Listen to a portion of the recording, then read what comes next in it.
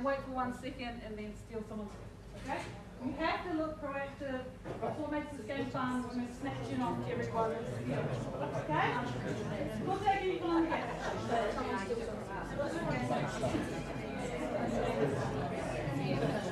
Oh yeah, So, just another clarification.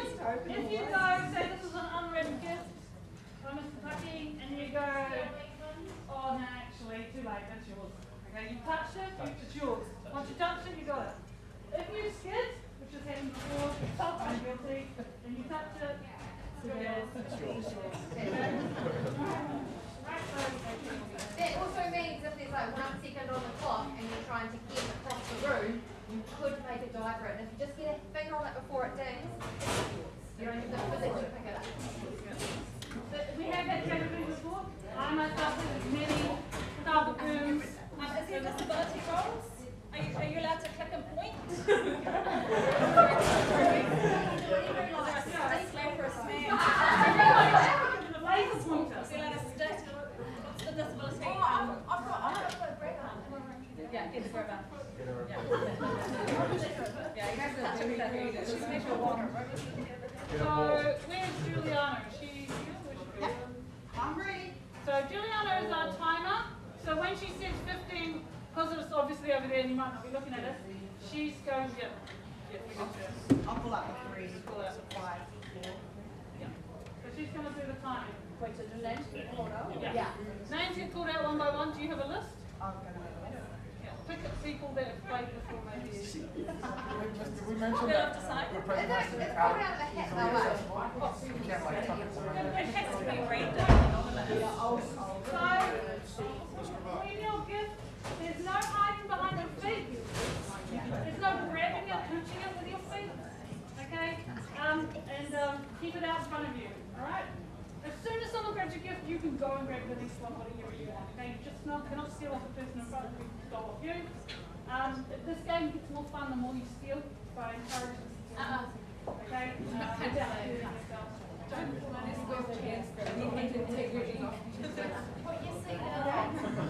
So I'll leave it to Mrs. Paul because I'm joining in. This is not the after. Okay, so, does everyone understand the rules? Does anyone have any questions? Okay, so I'm going to pick the name out of my hat now. Oh, it's Mr. Van! Oh no, this is the first. Because he's the first.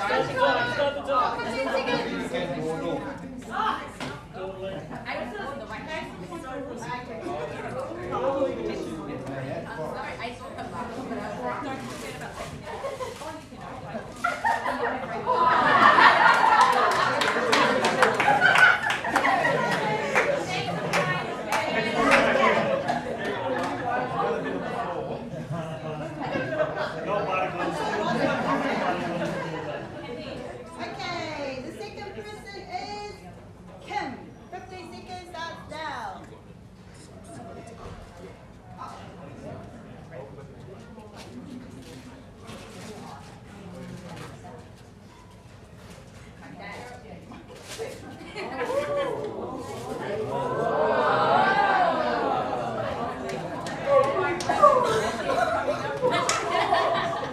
What is it? You have to show everybody.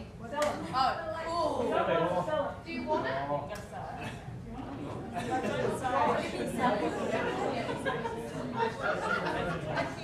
Well, because the last time you put the front The next person is Abe.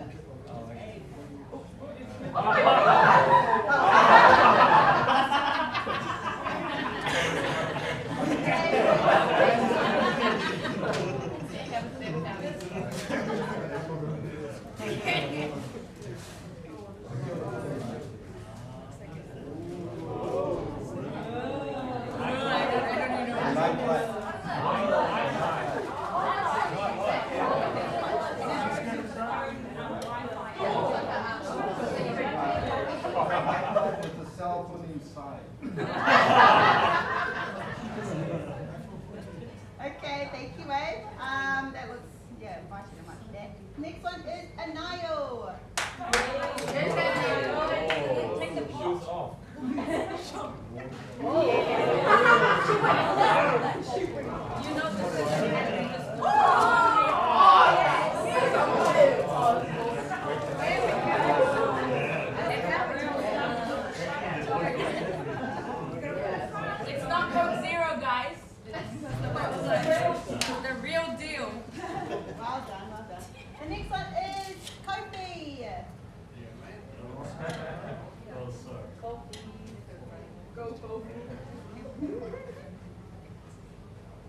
7 seconds.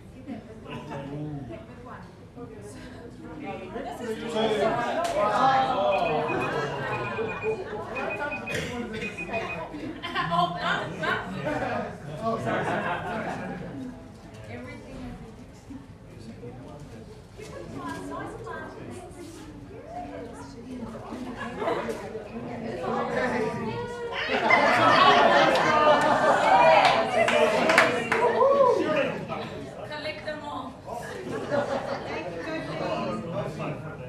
This is the Hot Wheels USB. No. It is a Batman. You must sell it. It's the Dark Avenger. Oh. It could be worth millions, it could be a rare one. Okay, the next person is Melissa. Woo! Get the big one, get the big one. That's all we want. She wants the rose chocolate. Yeah, can you eat it?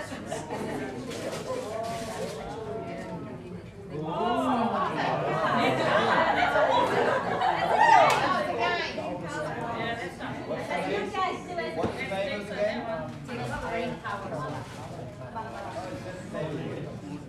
Okay, Melissa. Okay, next person is Mandy. Game.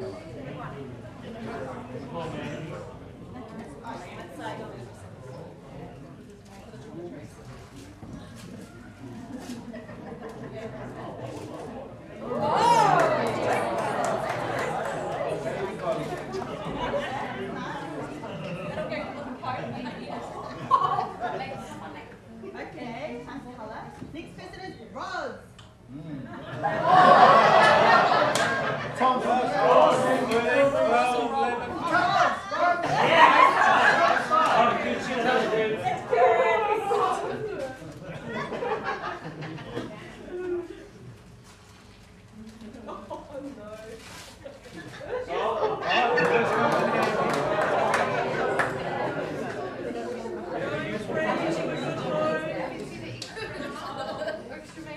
Okay, thanks, Rose.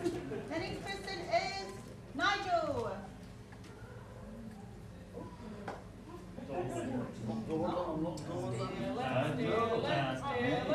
Get the big one. Yeah, that's good. It's a onesie, nice.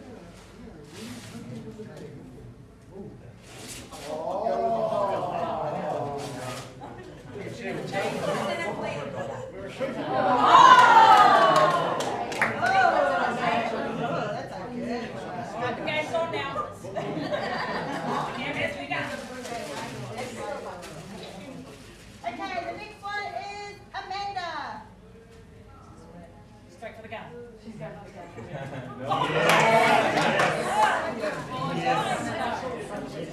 The rifle.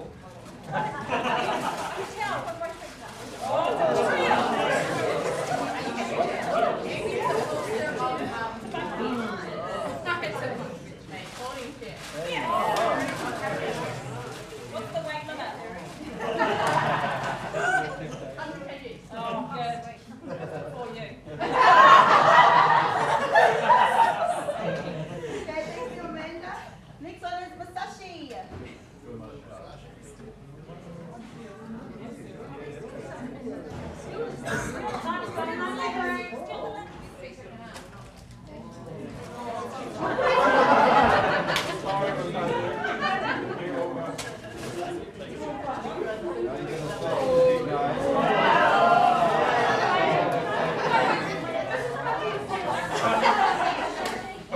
How to make a casserole? Oh, it's a casserole dish.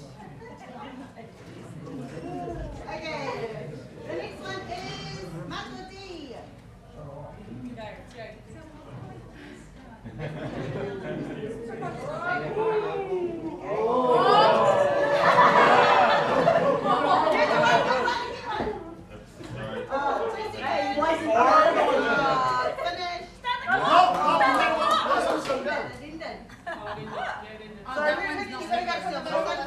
Another one.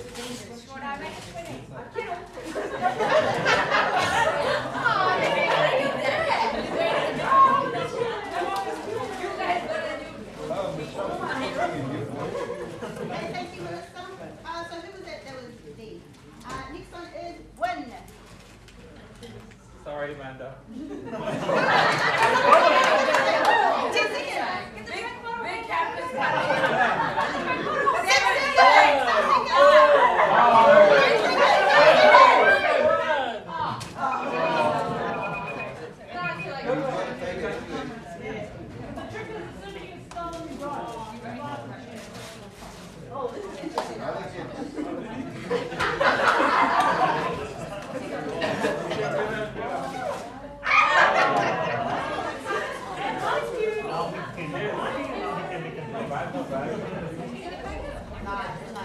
so that was Gwen. That was Gwen. Okay, next person is Leisana. Come, John. Come, grab a seat. Sim. Come.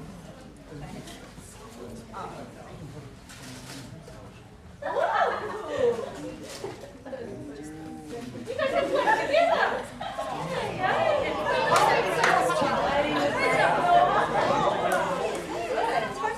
Setting up your first flat. It is gold. That's your lifeline right Okay, there. nice work, Leisana. So who do we just have? Oh, yes. Okay, next one is Jack. Come on, Jack, take a step.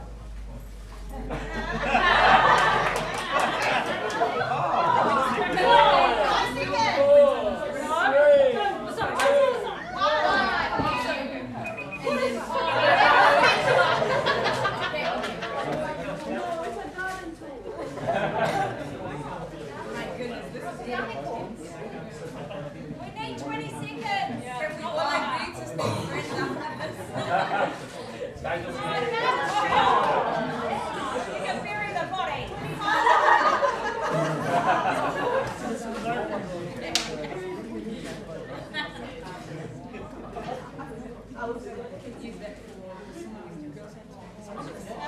Okay, so from popular demand, we have taken it up to 20 Yes. seconds.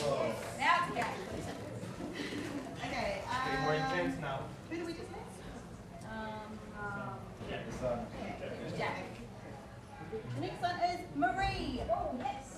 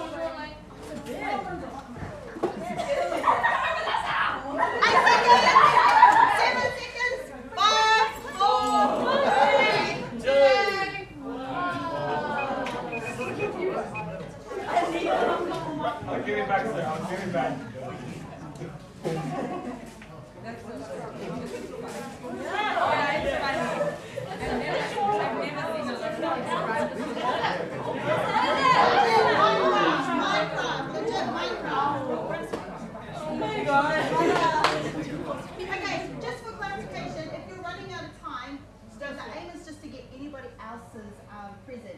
Even when you run out of time, you will always get an opportunity to get another present. So if you can, keep your eye on where the present is that you want, so that you can be ready to go run for it. So our next person, Rachel DeMoon.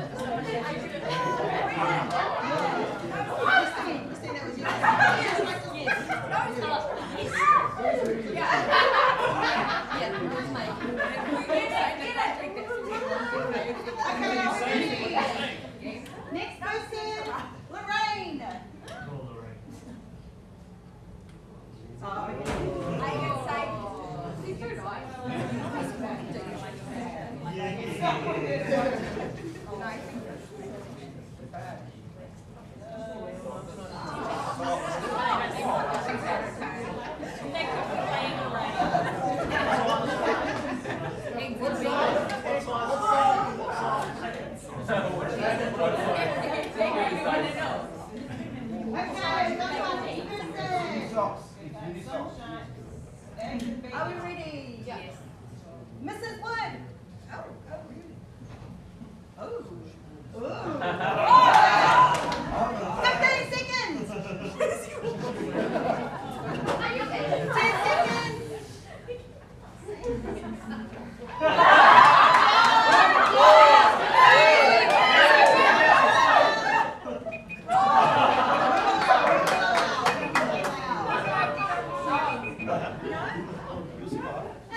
Thank you, Miss Bernie.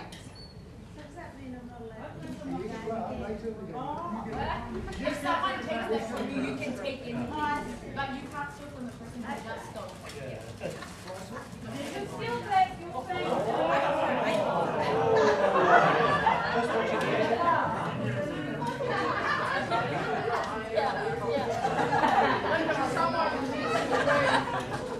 Okay. We ready? Are we ready? Next person. Steph.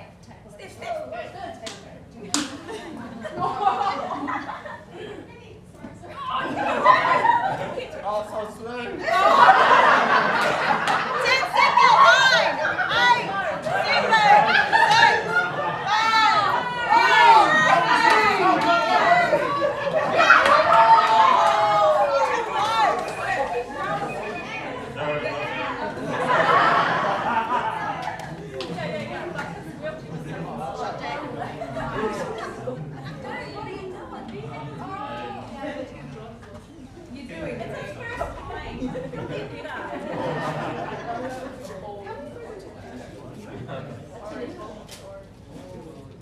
What is it?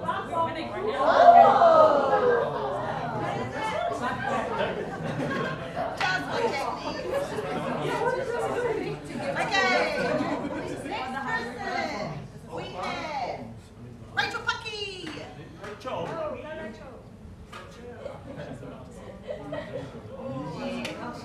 Come on, 10 seconds. 10. Come on.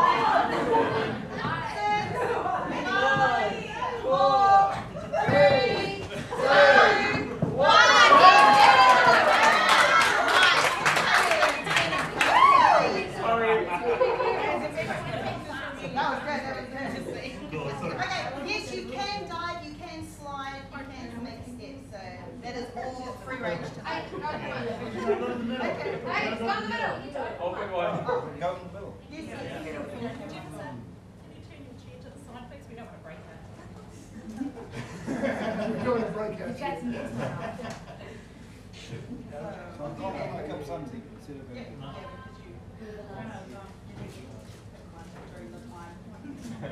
So what you got?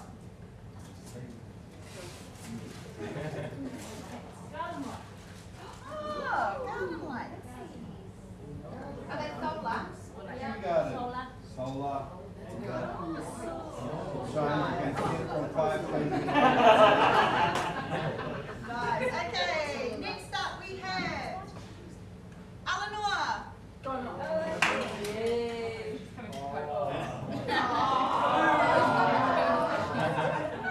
Beauty frame. Okay, next up we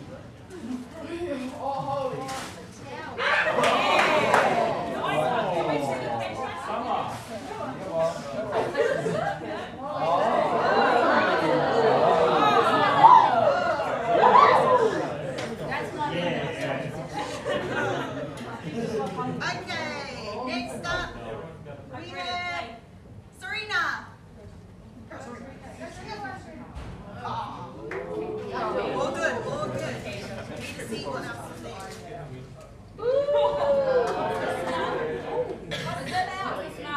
It's really good, I heard it say. What's this Is smell? it vanilla?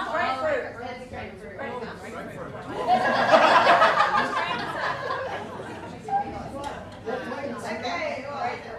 Grapefruit. Okay, With a little bit of Citrus.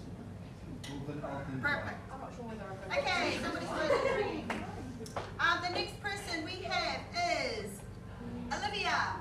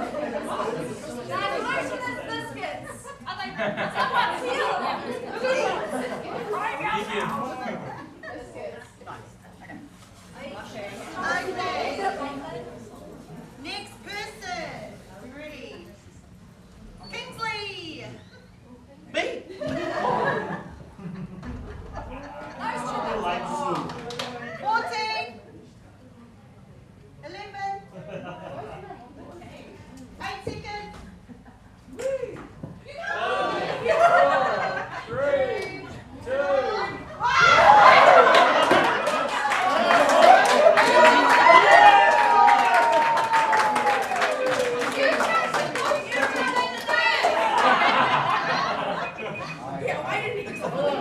Did he touch the nose trigger first? You knocked it on. You need an instant replay. There's a camera out there. There is. It's on the live stream.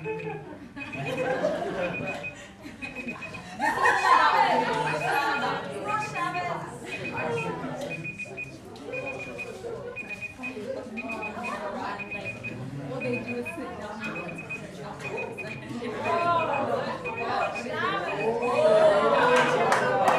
There you go. Can't eat a chair. Okay, very good, very good. That was amazing work, by the way. Our next person, Nathan.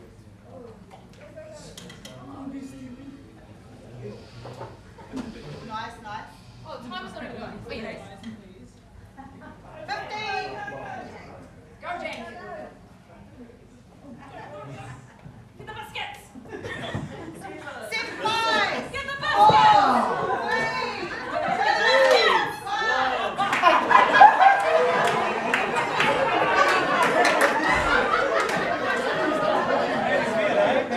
How many do you have right now? Very special. I'm just saying.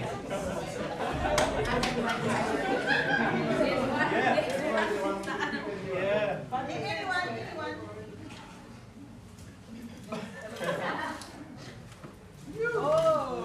The best guy.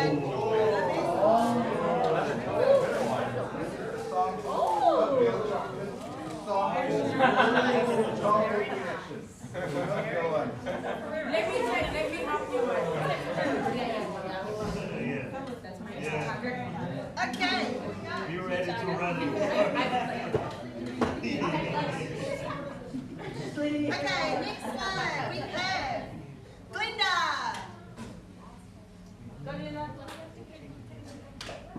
16. Just 13. 10. Oh no! 5. 4.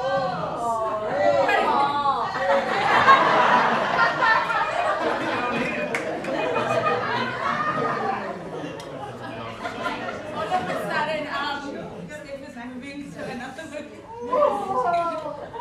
Take your time. What are we out? don't get the big one. How about the paddle? I think the paddle is looking good. Take it. Don't get the pedal.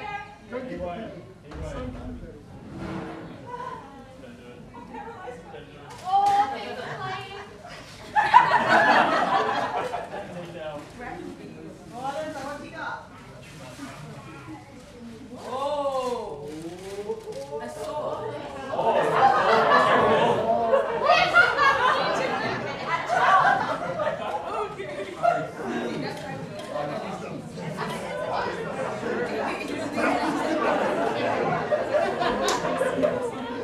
Okay, keep looking. Our next person is Kieran. Shot these, eh? 13 seconds.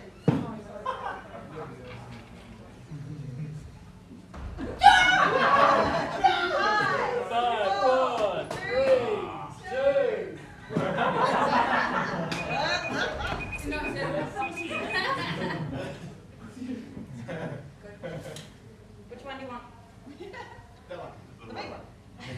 The bucket.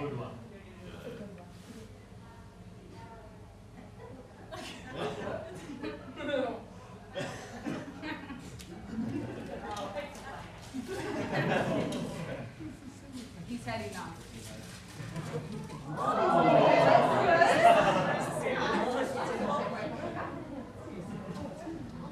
Okay, next up. I'm looking on the rim. Are we ready? The next person we have is Josh. That's what Josh put in front of me. 12 seconds. You better hurry. Hey. 5, 4, 3, 2, 1.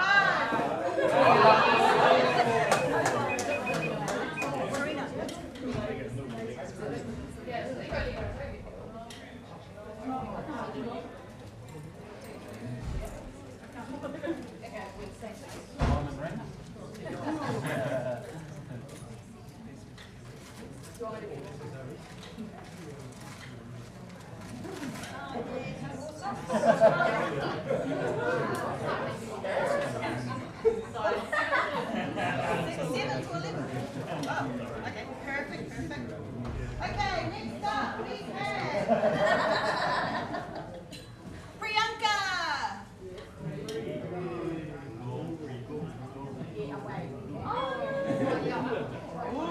Fucking guidance.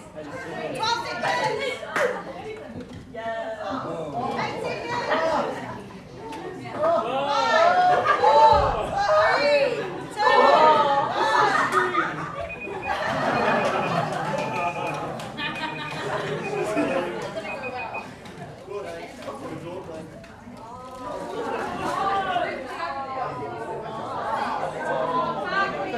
What is that? Car body washing glove.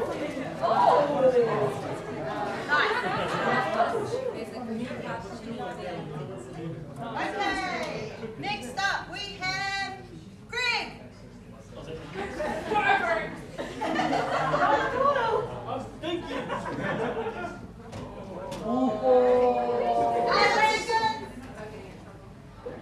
Oh my goodness.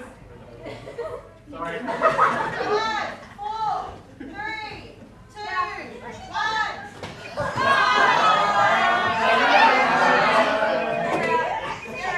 Touch this.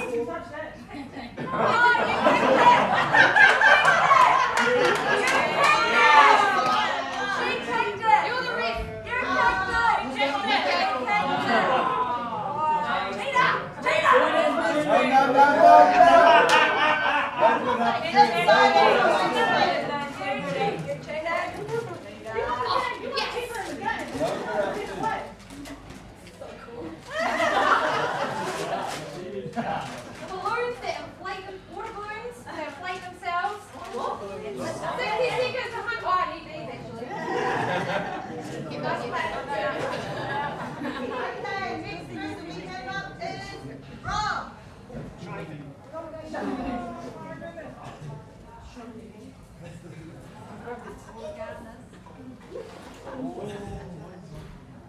No. 10 seconds.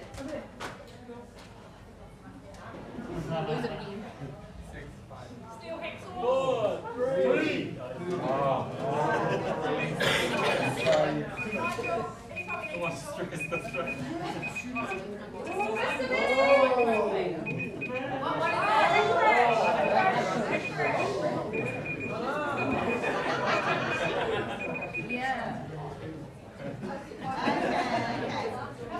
coming to the end. Next person we have is Giovanni.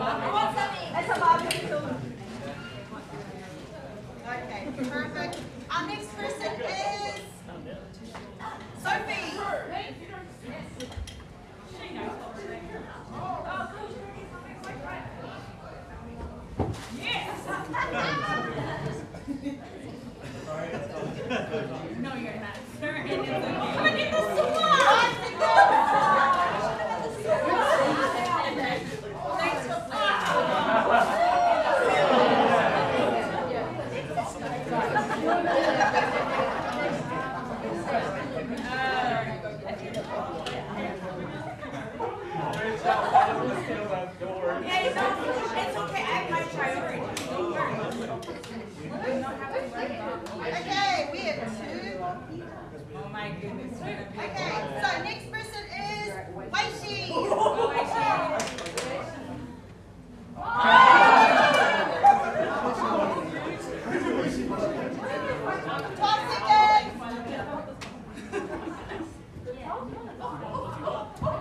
5, 4, 3, 2, 1.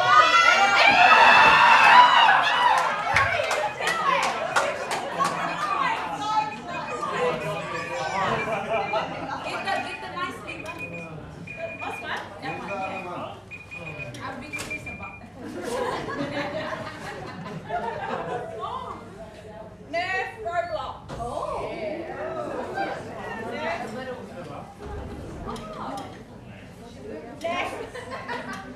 It's a Nerf gun, Roblox.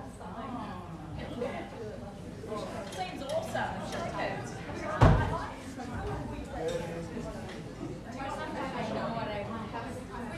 Okay.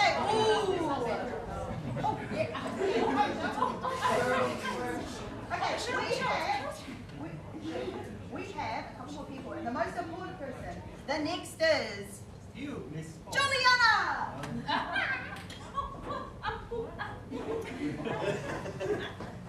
You're getting it? Yeah. 12 seconds. 8, 7, 5, 4, 3, 2,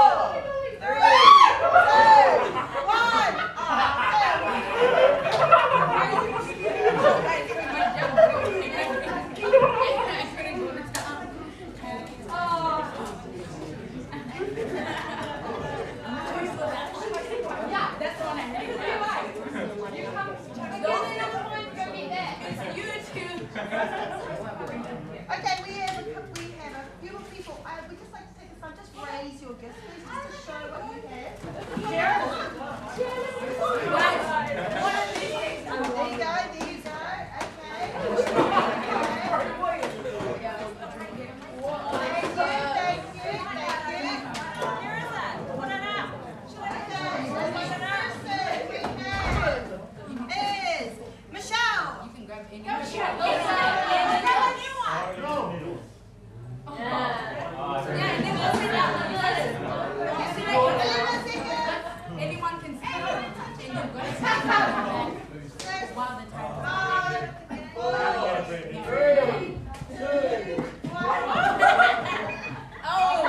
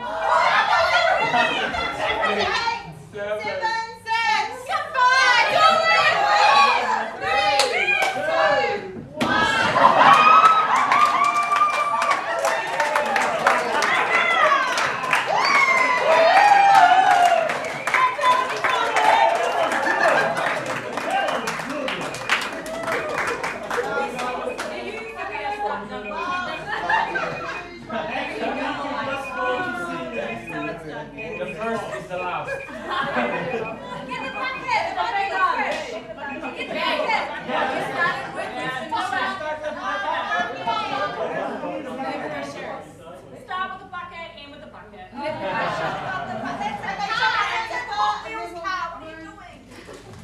It's another pop.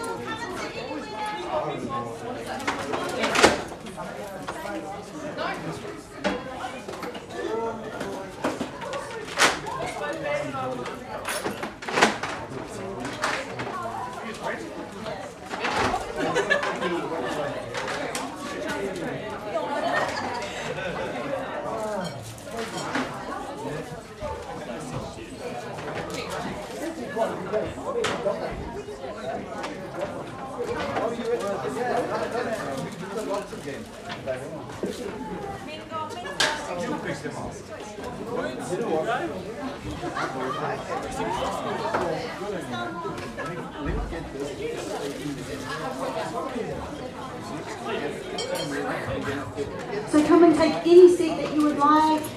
Mingle, don't clump together. Feel free to sit wherever you would like. Come up close. Oh, sir, you got the licorice. Any staff member missing their phone? Well, I am.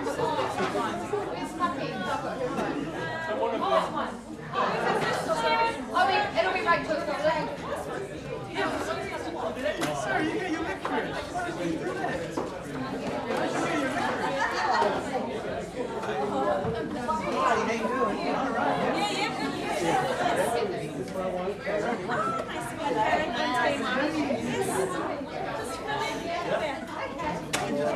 Is for the teacher who will often give students a heartfelt lecture about deadlines.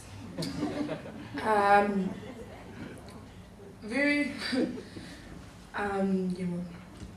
question.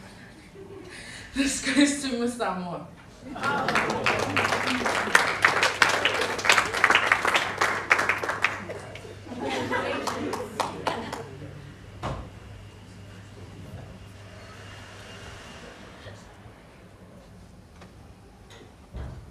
Our next door. Break times around school is always a student body favourite, particularly as we're always provided with fruit or snacks for morning tea. But it's always a time to enjoy the school campus, playing basketball on the outdoor basketball court, running around, playing touch or volleyball in the grass area in front of boys' dorm, or just sitting around talking with friends. The award for the staff member, always willing to be a part of the team, goes to Mr. Paki.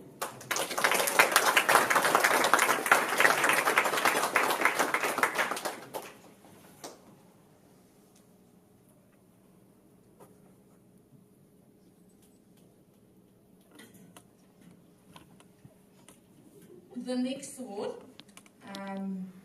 we have 3 main school values here, LAC, and that is to lead with integrity, act with respect, and to cultivate resilience. Many of our staff demonstrate these values on a daily basis. One, however, stood out, and that award goes to Mr. Wilson.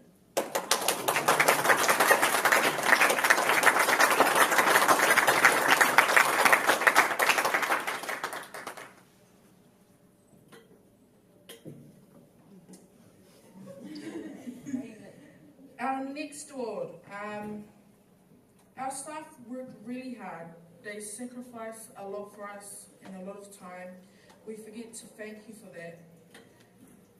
This award goes to the staff member who is the unsung hero, who doesn't like to draw attention to themselves and is always willing to help anyone who needs something done. The unsung hero award goes to Mr. Wright.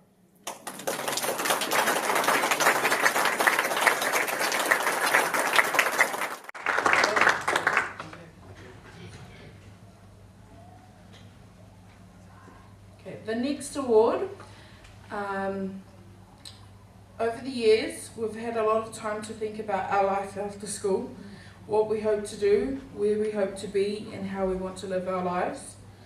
The staff for life advice goes to Miss Van Wyk, which I don't think is here.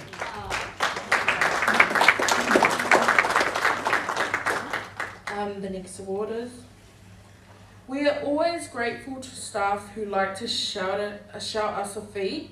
Many of our staff have done that in the past, which we love and thank you for. This next award goes to the biggest sweet tooth. You will always find some kind of lollies or treat hidden away in the office. There will always be something on hand to eat and snack on, and they are always willing to share it with everyone. The Sweet Tooth Award goes to Mrs. Paul.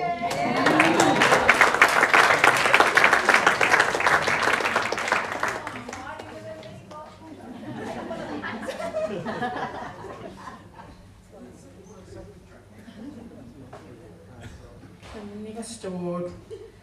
We know that affirmation is always appreciated by students. Being acknowledged by the work they do and praised for their efforts is always nice. Many of our staff do that. Their kind words go a long way, and sometimes positive affirmation is all we need to keep going. To the staff member who is always a cheerleader and have encouraged us to be the best that we can, our cheerleader award goes to Mrs. Ngaripa.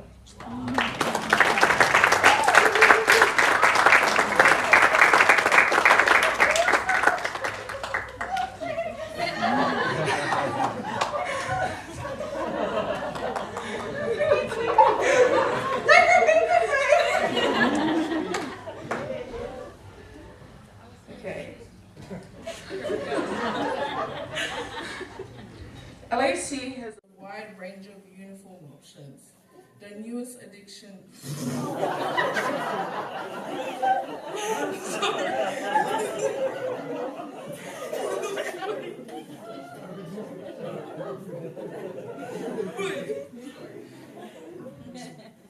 Addition. Next year will be pants for girls and lava options for students to wear, which is very exciting. However, there is one staff member who will always remind you that you are wearing the wrong shoes or take our mini earrings out or get rid of our light toner. This one goes to Mr.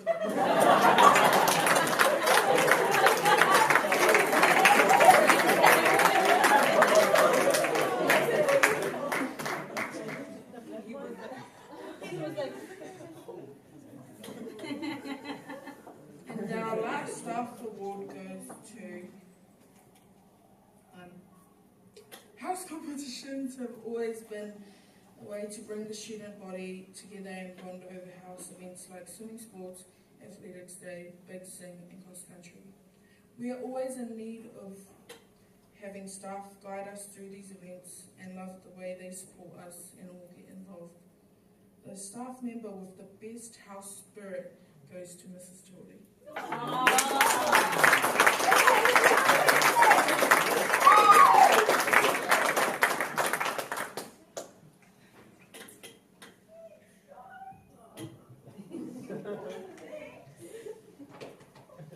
That is all I step forward.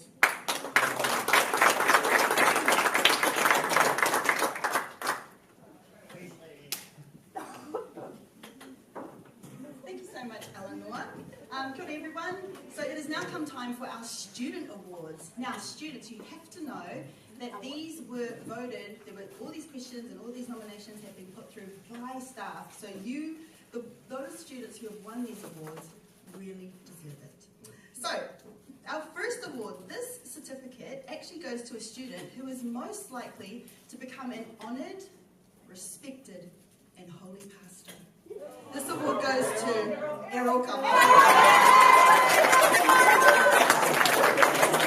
And while you're coming up, would you like to recite about your favourite Bible verse?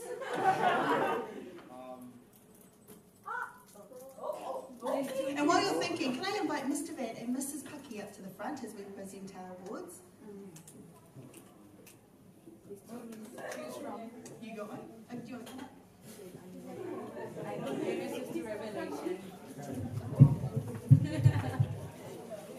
Old Testament or New Testament? So my favorite Bible verse is in the book of Revelation chapter 1 verse 7. It says, the Lord is coming with clouds of heaven and every eyes will see him. Even so, amen. Amen.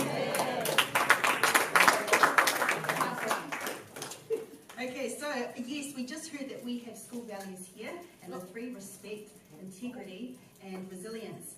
And this was voted by our staff to the student who demonstrates the most courage and resilience goes to Serena Kay.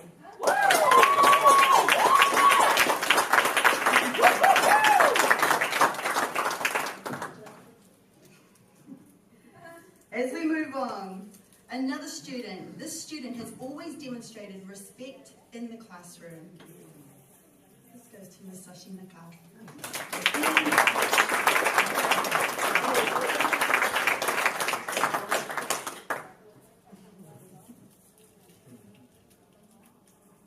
Now this was an interesting one. This student was voted to be most likely successful in their life to retire early. This award goes to Karen Parker.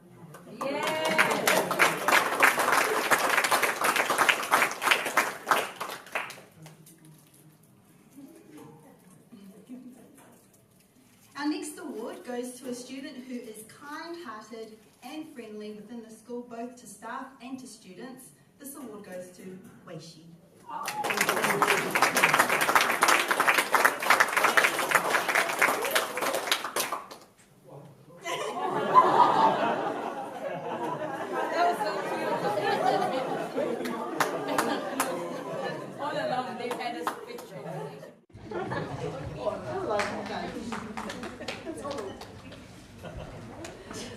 So we have a lot of great leaders here at LAC, particularly in our Year 13 class, but this student most likely to lead a team to victory goes to Tefal Eleanor.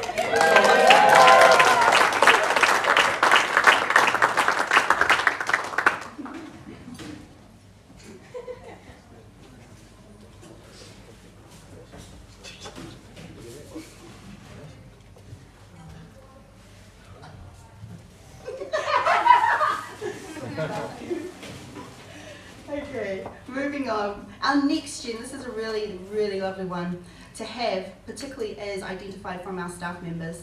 To the student who demonstrates both grace and mercy goes to Caitlin Giddens.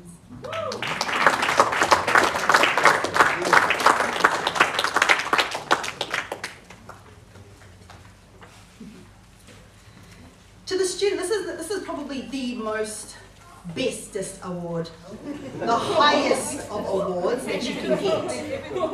And there were a few students who were nominated, but this one by far outvoted all the other students. To the student who will most likely become a teacher, Melissa Gazon. It's a great career path, ladies. Great career path, gentlemen. Come back to LAC.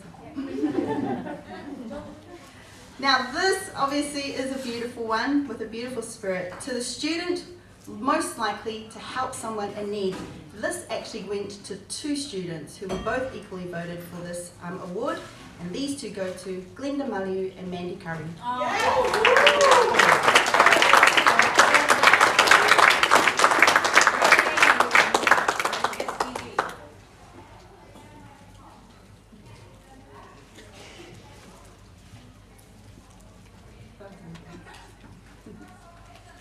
Now we also have a second double award certificate presentation, and this one goes to 2 students who are most likely going to be friends in the next 40 years, Leisana Kingi and Eleanor.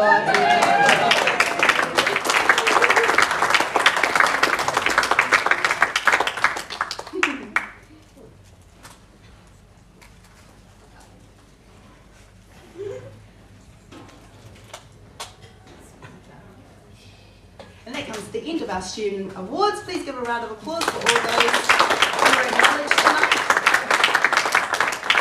Now it's going to come time for dinner, and I know people have been working very hard to prepare our dinner for this evening. So we are going to have grace, and then we will go table by table.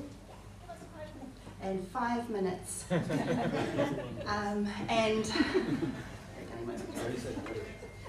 Okay, so I think I'll give this time to Mr. Van, if you could just come up. So slight changes in our program.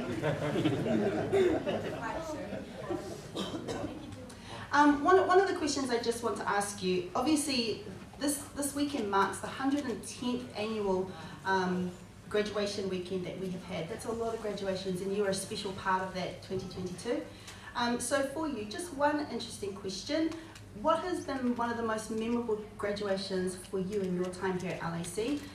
If you can think of one, I know there's probably many, but if there's one special event, person, saying, action, something that happened in a graduation that's most memorable to you, and why? Actually, it was in 2006. I wasn't actually here. I was teaching at another school, and I'd been approached to consider a position at LAC. And part of my due diligence was to come to graduation and just to see what the school valued. And so I came, and it was absolutely bucketing down. It was the most miserable, wet, cold day. It was just a nightmare. And I was sitting in chapel, and by the end of the evening I was sold. It was the love, it was the awhi, it was the whānau, it was the family, it was the values. It was just a place where I thought, wow, I cannot wait to get here and just thrive. So for me, 2006 was my best graduation.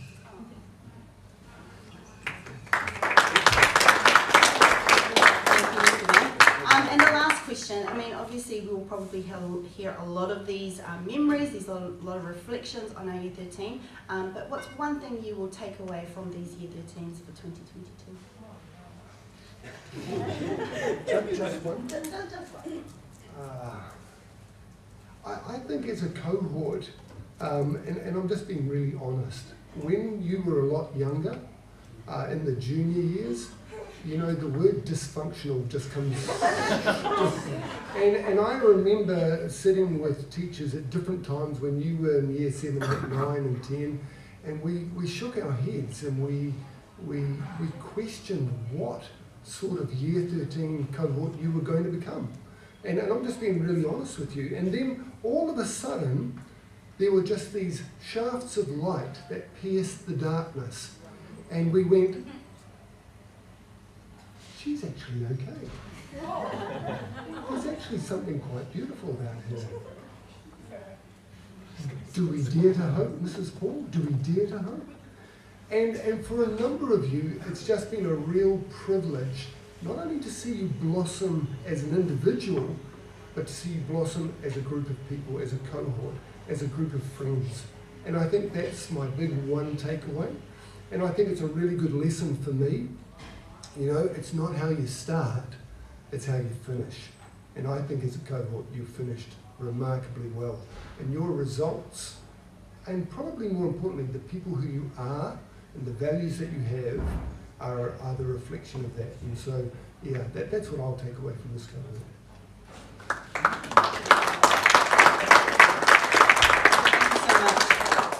Let's just have a word of prayer. Food is almost ready, but we'll have a word of prayer and then we'll get up table by table to be served. Let's bow our heads. Look, God in heaven, I thank you so much just for an amazing year, for an amazing couple of years. Even though it's been hard, Lord, you have brought us through. You have carried us each step of the way. I thank you so much for our Year 13 students. I thank you for their gifts and their talents, and I ask that you bless them abundantly. May you watch over all of us as we continue to celebrate, as we continue to reflect and love on our Year 13s.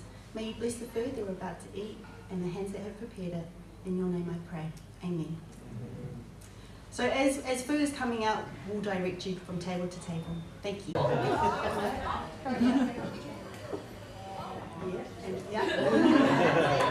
Thank you so much. So yes, it's come time for our gift bags. Now every year, students receive a gift bag where we start with taking the time to either write personal notes or give gifts or just things that they would like to share and give you as a gift to take away. And tonight we are honoured to actually remember each of you, Year 13 students, memories, times together, and hope and words of encouragement for your future. And tonight we're going to be starting off with Arnell. So I would like to ask Arnell to come up. And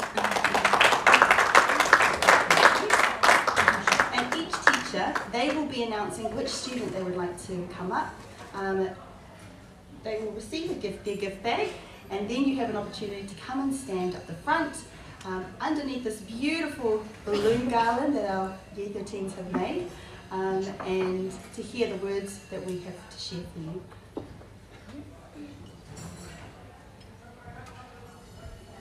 Good evening, everyone. Please come forward, Kim. Kim is a wise young man, promising, mentor, and professional someday. He's very wise and full of wisdom.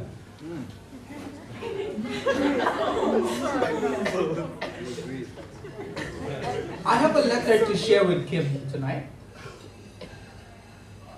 Kim, the Lord will make you the head, not the tail. But there is a condition, Kim. The verse, if you pay attention to the commandment of the Lord. The God you give, I give you this day, and carefully follow them, you will be always on the top. Never at the bottom. As you continue your journey, Kim, I wish you tonight that you will still aim for that, be on the top all the time. I was so happy to see Kim receive certificates last 2 days ago from his medical placement. And I have one more encouragement to share with you, Kim, tonight. Write down your plans. In that bag, I have something for you to write on, your plans and priorities, because I wish and I can picture out that you will be always on the top. So write down your goals and plans, outline your major goals and dreams, be specific, put a time frame on it. 1 year from now, I have to accomplish this. This is what I have to do this month, weekly and daily goals. Write them down so you can accomplish them. And then, lay your plans and goals on Jesus' feet.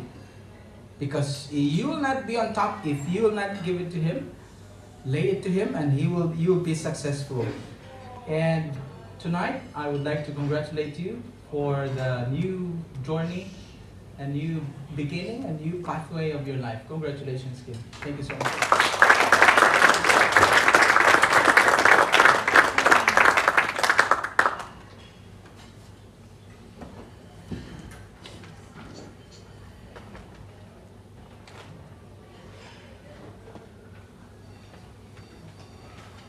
I'd like to call up Serena.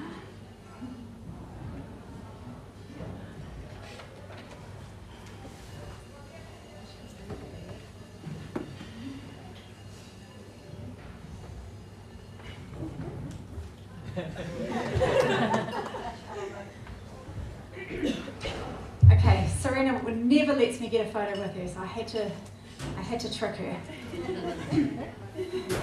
I didn't tell you though. So, Serena, watching you grow up over the years has been such a pleasure for me. I have watched you go from strength to strength, growing in areas that have turned you into such a strong young woman. I really want to thank you for choosing to take my class this year. I've thoroughly enjoyed teaching you, and I love your beautiful, caring nature. I honestly feel like some days that you have genuinely brightened my day, getting me out of my funky mood with your understanding and kind words. And I love it when I make mistakes and you remind me that I'm only human and you say to me, "Don't worry, miss, it'll be okay." I've also really appreciated your willingness to help me spell words correctly on the whiteboard. You have heaps of cool ideas, Serena, and I know that God has a special plan for you with all the gifts and talents that He has given you, like resilience, for example. Not many people have had to endure the stress and hardships that you have, or you live them. Sorry. Not many people have had to endure the stress and hardships that you have or live in them on the daily, and yet you rise above them all, usually with a hidden smile that I can usually get out of you sometimes, or an energy drink in your hand to show your true character and strength. Smashing your academic and handling your game like a pro. I'm just so proud of you, and I'm proud that you're here tonight celebrating with us. Thank you for coming to be part of it right to the very end. I want you to know, Serena, that you are awesome, and we all see it. Even if we don't tell you, or if you don't see it in yourself, I have prayed for you often, for peace, for strength, and for wisdom. Now, as you head into the unknown path of adulthood, I beg you to remember that God loves you and cares for you so very much. He has an amazing plan for your life. You just keep your eyes on Him, especially through the storms, and He will show you what He has planned for you. Surround yourself with others who want the same things as you and value the things that you want in your life. You are an adult now, responsible for it all, able to do it all, accountable to none anymore. Free! I will continue to pray for you, Serena, that you hear God's voice clearly, that you desire a life with Him, and that you know that you're always loved and part of our LAC family here at LAC. Don't forget to visit us when you're rich and famous, or come back for a job when you're a teacher. And yeah, I love you heaps, girl.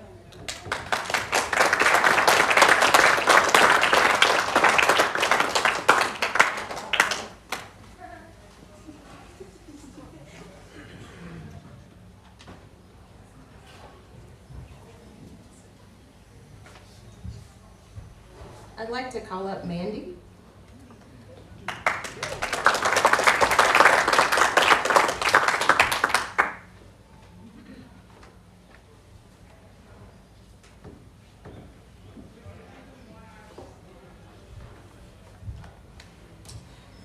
When I think of Mandy, the first thought that always comes to my mind is a pure soul. Someone who has a genuine heart of love like Christ. She is kind, thoughtful, intelligent, inquisitive, and just really, really interesting. She's the person that I want the new girl to room with because I know that she will feel welcomed, protected, and included. She's the advocate for every underdog that ever existed.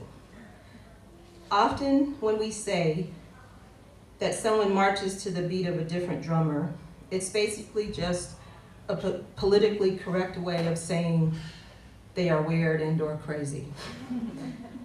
But the reality is that God created us with our own music, with our own way of marching, with our own drummer. And what's weird and/or crazy is that most of us are taught to stifle that music and walk to the generic sound someone else has decided fits us all. But not my Mandy. She has rejected that narrative. And not in a rebellious, I'm gonna do my own thing kind of way, but in a natural, God-honoring way. This is who I am kind of way. And I am blessed to have the privilege to know her. I am very proud and happy to be here to see her reach this milestone. And I look forward to seeing what God will do with her, through her, and for her in the future. Congratulations, Mandy. I love you. And I pray all God's blessings upon you.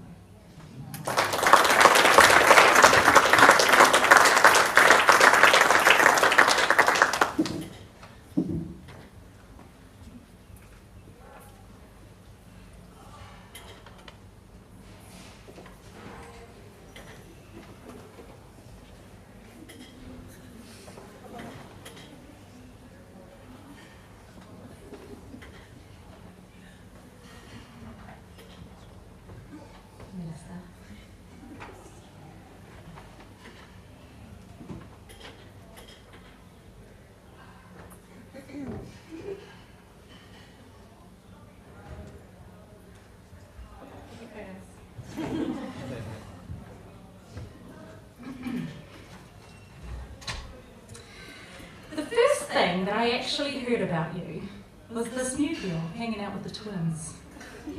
Let's call them Student 1 and Student 2.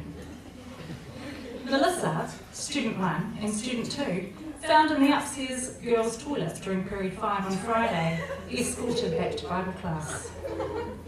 Inappropriate language. Dean's detention. Off task. Giggly, loud, making jokes and being disruptive with 2 other girls in the class. Left the classroom without permission and was found upstairs with Student 1. Inappropriate hand gestures. Discipline meeting. However, you have turned it all around this year, girl. This was not the real you. You have matured into a new creation of God's design. You are now known for things at the complete opposite end of that spectrum. Kindness, caring for others, looking out for our juniors, and making a killer coffee. What a blessing it was when your family rolled into town. Even though you desperately wanted to stay in the city of water and light, in Chicago, with its character and its laid-back atmosphere, you came to Pani anyway, and we are so glad that you did. You are such fun to be around. You have a crazy, infectious smile, and are such a blessing to others. Your gentle kindness is used by God to bless others in a way that is so memorable to the receiver. Like when you would leave special little notes and awesome extra treats on Dee's meal tray when he was locked down in hospital. Or by hunting out that teacher who really needed a coffee that day, even when they weren't where you would expect them to be. And the genuine friendship and kindness that you would show to other students, particularly our juniors, who desperately look up to you guys as seniors. Many people may not be aware of all your talents because you're so humble and modest about it all. So let me enlighten you all. Other than being an exotic beauty, Melissa is a sweet guitar player. She is an amazing singer. She speaks several different languages. She is a great driver. She is a very caring big sister, and that comes from good authority, a Brianna-approved statement. She is a really good listener and has empathy for her friends. And of course, she is the coffee-making extraordinaire, and she's a wicked makeup artist who taught all of us oldies that you actually have to heat up the eyelash curler to get that real X factor. I know that you constantly battle with the desire to leave school for most of this year, Melissa, but you stuck with it right to the end. We are so proud of you. and we are really glad that you're here with us tonight celebrating your success and celebrating the high standards of achievement that you have set for yourself. You should be incredibly proud of your success and who you have become. We most certainly are proud of you. It is such a testament to God seeing the change that you have been through while attending LAC. The resilience and the growth that we have seen in you is stupendous. That means extremely impressive for those of you who don't crossword or have a master's. Many blessings to you, girl, as you navigate your next steps and start adulting. I'll be praying for you that you hear God's voice really clearly and that you let him be a part of all the decisions that you make.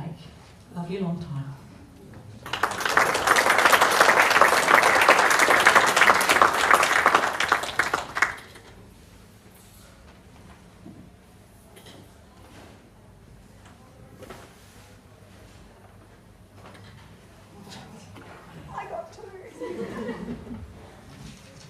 Come on, you know who you are.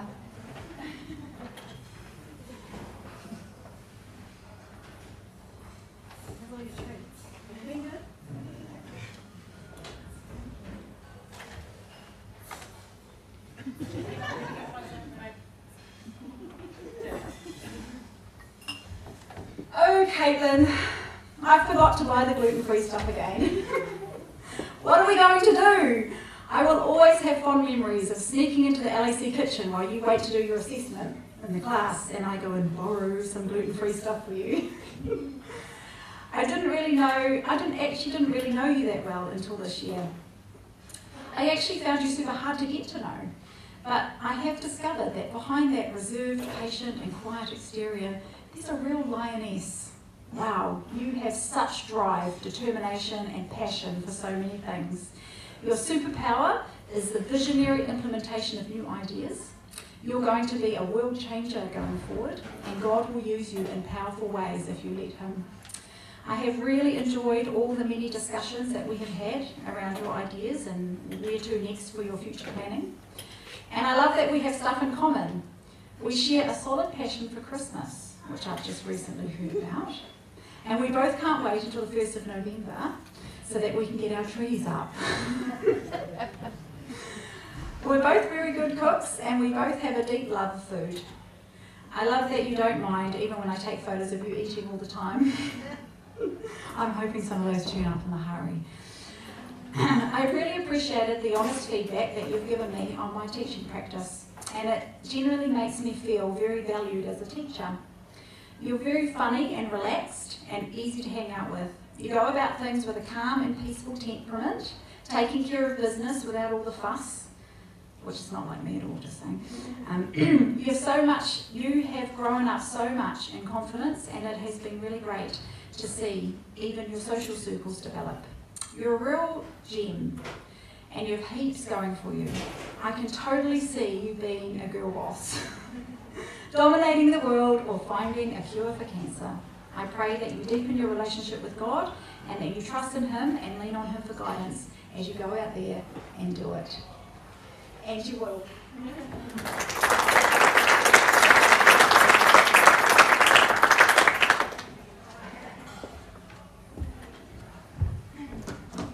Can Errol come up, please?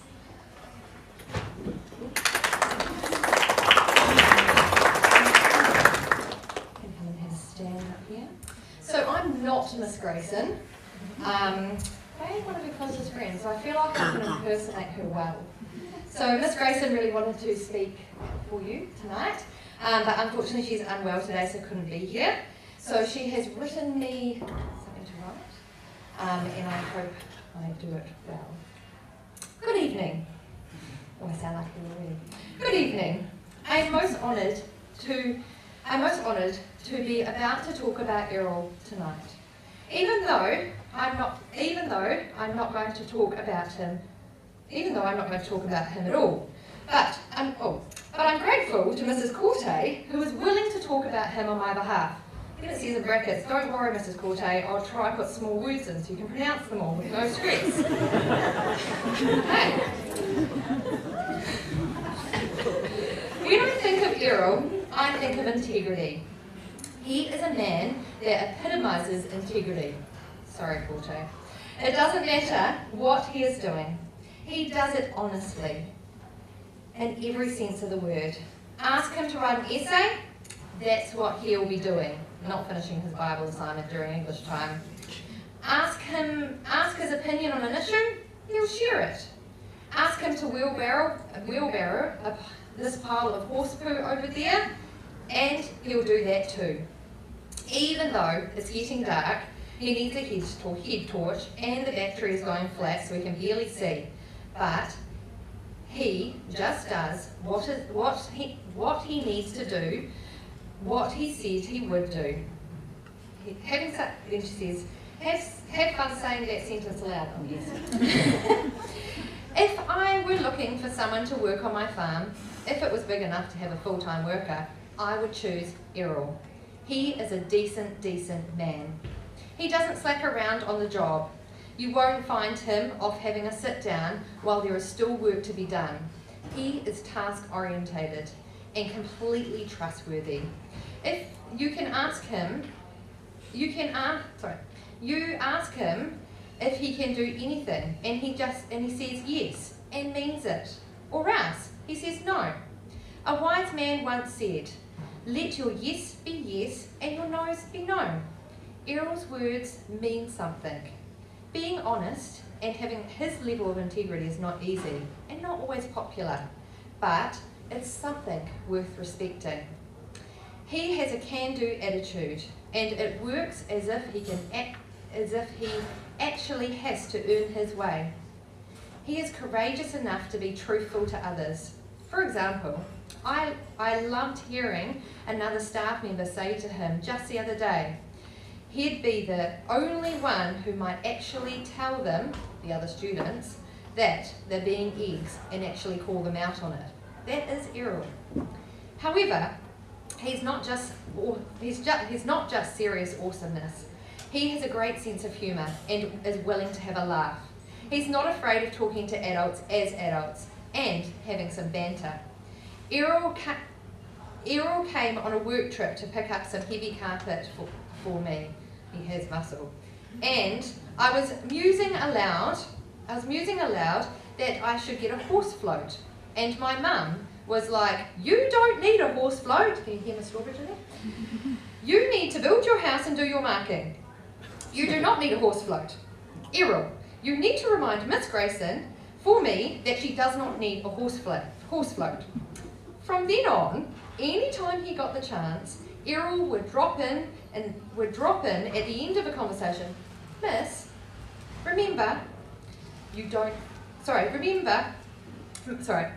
just remember, you do not need a horse float. Errol, one day I will get a horse float, and I will remember you. But until then, you can keep reminding me not to. It has been a privilege to know you, and I look forward to hearing about your success in the future, because I know you are going to be an amazing person and achieve great goals. And I count myself so blessed to have known you. Blessings for your graduation and the future, Miss Grayson.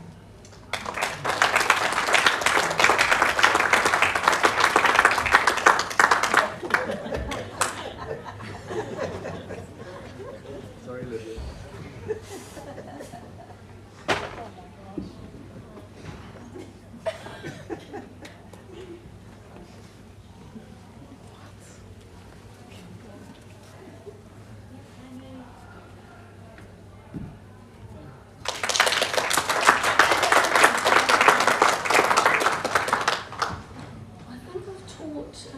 Just about every year at school. I didn't year 10.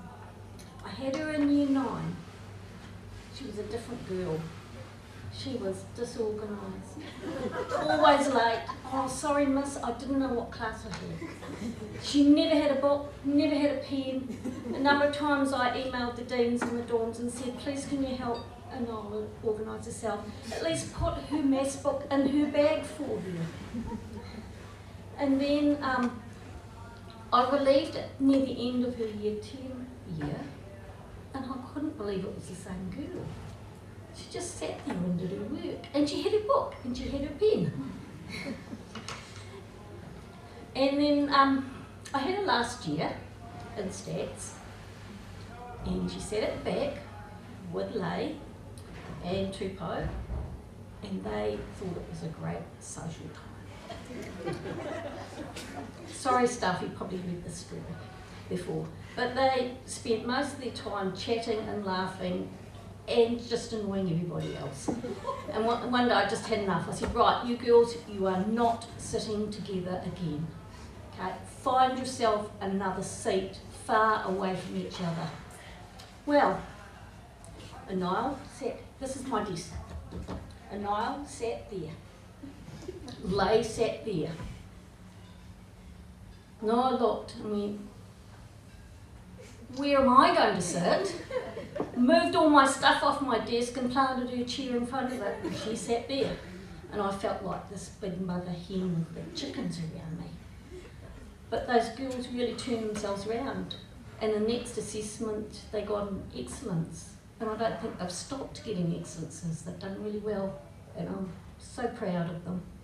And I'm going to really miss Anile. I kind of think she's almost like another daughter. And just her smile and her greetings every day just brings some sunshine into the classroom. So bless you, Anile.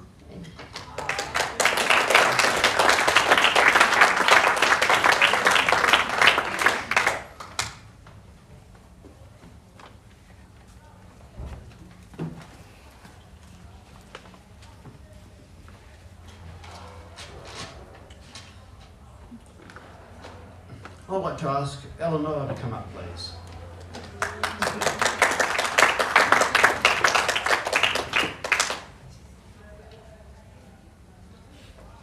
It seems a bit strange giving this to Eleanor, as I haven't taught her since about year 9.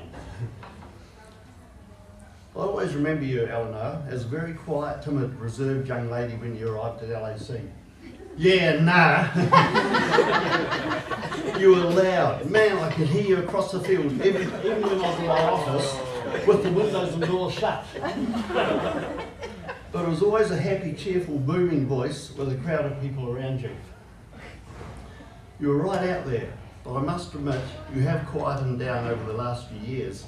And this year, I wasn't even sure you were still in school. And I had to go, because it was so quiet, so I had to go and check on Kmart that you were still here. And all of a sudden, while I was looking there, I saw your results and I thought, wow, level 1, achieved. No merits, no excellences. It's like a boy. Level 2, merit, with the odd excellence. And then this year, level 3, mostly excellences. So well done.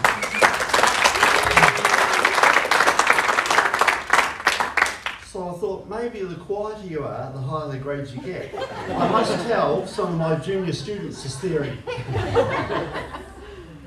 I have admired you over the years, Eleanor, being involved in so many things around the school. Praise and worship, PI festival, prefect, out there last night at the Orium Sports Award, being the official photographer. You're always everywhere. You're always willing to get involved and give it a go, living life to the full. Last year, or possibly the one before, you're outside my workshop wearing earmuffs, safety glasses and a dust mask, using an angle grinder to grind down and clean up some power shells for the Wearable Art or PI Festival. Having a good laugh and encouraging your friends to come and help, because it was such a horrible, smelly job. But look at you now, all grown up. I have seen you around school in your new uniform and you look so smart. A few weeks ago you did your prefect speech in chapel. I couldn't believe how well and clearly you spoke, and you looked so relaxed and a natural speaker. You told me later you were nervous as, but you made it look so easy. I thought, man, when did you grow up and become so professional? So Eleanor, I'd like to wish you all the very best in all your future endeavours. I'm expecting to see and hear great things about you in the future. Don't let me down, but more importantly, don't let yourself and God down. God bless you in all you do.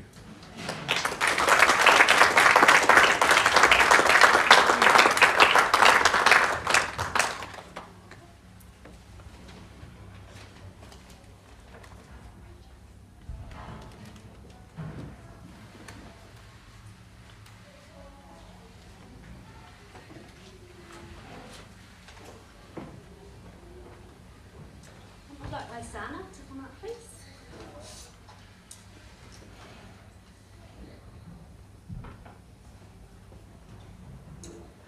So this year level that's graduating were the first lot of year 8s that I taught when I came down from high school to intermediate.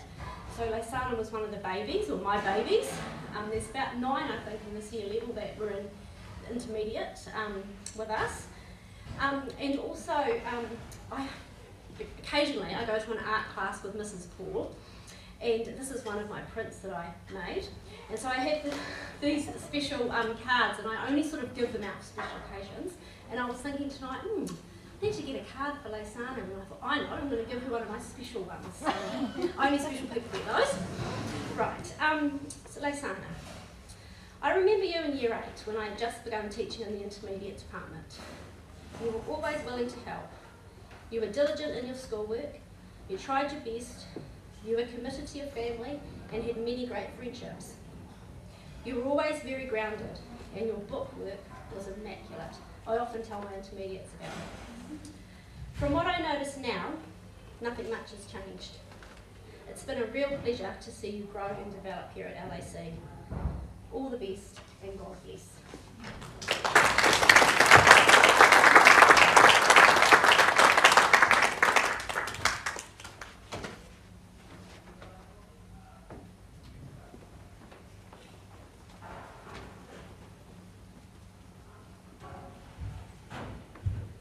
Giovanni.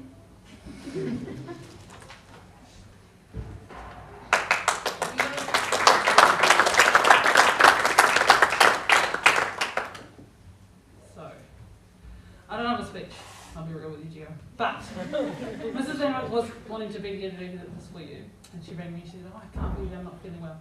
And she was like, could you do Geo's for me? And I'm like, oh, of course, that's a no-brainer. So, let me start from the beginning. So Gio joined LAC in year 9, partway through, and he was a quiet one. And it was my, still a bit like that, but it was my second year of teaching, and I remember seeing him in my class, and at that time, you know, your year level, you had a lot of loud people. So, you know, I just watched Gio and let him do his thing, and I was teaching how to do a movie poster. And I just let him do his thing, get him comfortable in the class. And a couple classes later, I went up to him and saw what he was doing, and I found out he was an avid fan of 80s movies, yeah, and his creativity blew me away. You were my first proving me wrong student, as in like, oh, they're quiet, not doing anything, maybe not, you know, not really interacting. I went over to you, and you had done exactly what I'd asked to a really amazing standard, and it was really awesome to have that. And like from there, it's been awesome. I didn't have you in year 10 or year 11, but you came back to me designing year 12. You saw the light. So yeah, teaching you through design in year 12 and 13, I think I really enjoyed just having you in class. You are so funny. You have a brilliant sense of humour. And when people take the time to crack your shell, you are just the coolest dude. And I'm so excited for your future, because it's going to just be like, you can do whatever you like. You have the ability to just, you know, take something and go for it. And I think there's been moments in this year, and your year 13 year, where you've done that. And you know, I'm going to miss you coming in at lunchtime and sitting on the beanbags, just chilling, and then the class will have a discussion, and then you'll add your little bit in, and it's just been, and it's always making me laugh. So I really appreciate it, and I'm really excited to where life takes you. You know, make your own road and do your thing. But I'm really proud of you. You're a great kid. All right.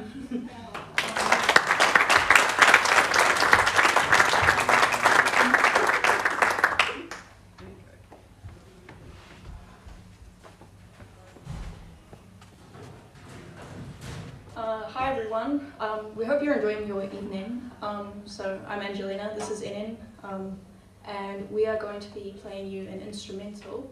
It is a hymn called Softly and Tenderly, and we hope you enjoy.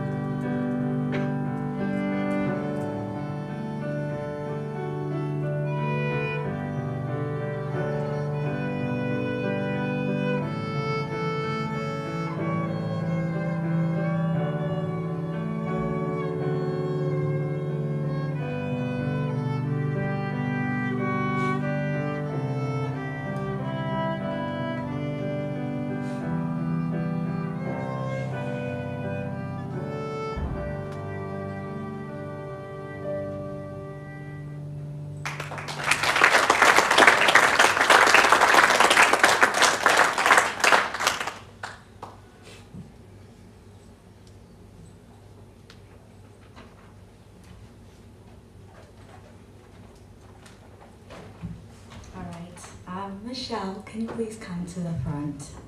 Michelle, my dear.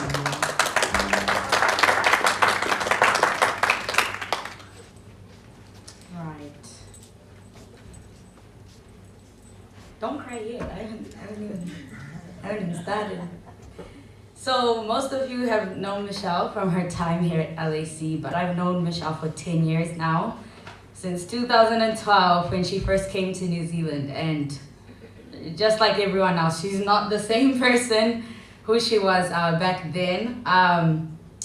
For me, Michelle is the biggest headache in my life. But at the same time, I see her very much as a big achievement as well. Yeah, because of the change. She's a very stubborn person, but with that stubbornness also comes resilience. And Michelle is the type of person where if she wants something, she won't stop until she gets it. She won't take no for an answer until she gets that. Some of you would have learned that throughout this year. You know, but that's something I really admire in you, Michelle. Michelle, you're also very quick-witted, so don't get into an argument with Michelle because she will always have something to say. Straight after you said something, she's already on the next thing, which is also still something I admire in you, just how quickly you're able to think on your feet. Michelle is also very inquisitive in a genuine way. If she meets someone she doesn't understand, she will ask a lot of questions. Why is this person that way? Why do they do it this way? Why does blah, blah, blah, blah, blah. And it took me a while to understand that she does this, you know, not to judge the person, but to really get to the heart of who people are. And the next thing is, you know, once she knows who you are, she's very loyal. Michelle will never throw her friends under the bus to make herself feel good. Even when people do her wrong, she will just, you know what? They're just haters, and she will move on with her life and keep doing what she has to do. So yeah. And the next thing is she knows what she wants. And in the holidays, I was like, Michelle, what's one of your love languages, you know? And I was like, you know, mine is quality time. And she was like, I like gifts and I like money. I know what I want and I'm not afraid to say it. So, you know, and I really admire that because, you know, a lot of people don't know what they want. So they waste a lot of time, you know, in life doing meaningless things. So yes, that will take you very far. The next thing is Michelle has a really big heart.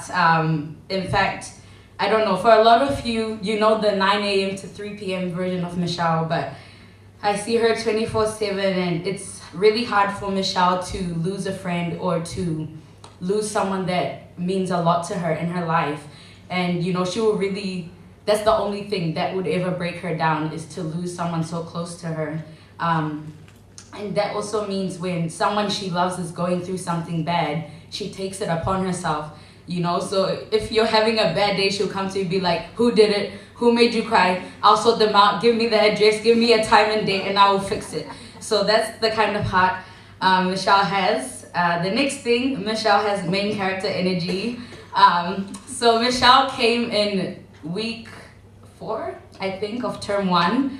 So, you know, everyone else had kind of settled in, and then in walks Michelle with her big long hair and her nice eyelashes and her lip gloss and everything. And she just has this way of making her presence felt in a room without even saying anything. And that also is what makes you a great leader, Michelle. And I've said this to you time and time again. Even if, you know, you're just minding your own business, living your own life, people are always watching you. And because of that, you have great power to lead people to do what's right as well. So my advice to you, Michelle, as you go out into the big world, is to let God be your guide. As much as you have your stubbornness, your resilience, and everything else, if you put all of your plans and your goals in God's hands, He will lead you to the right way, and He will make life very easy for you. So I'm very proud of you, and I stand here representing not myself, but Mrs. Henry, Miss Cass, all the other deans that you've had at LAC House, and all the teachers here, and also your family. We're very proud of you for everything you've achieved, and we hope that you can be successful. Don't forget us. All right.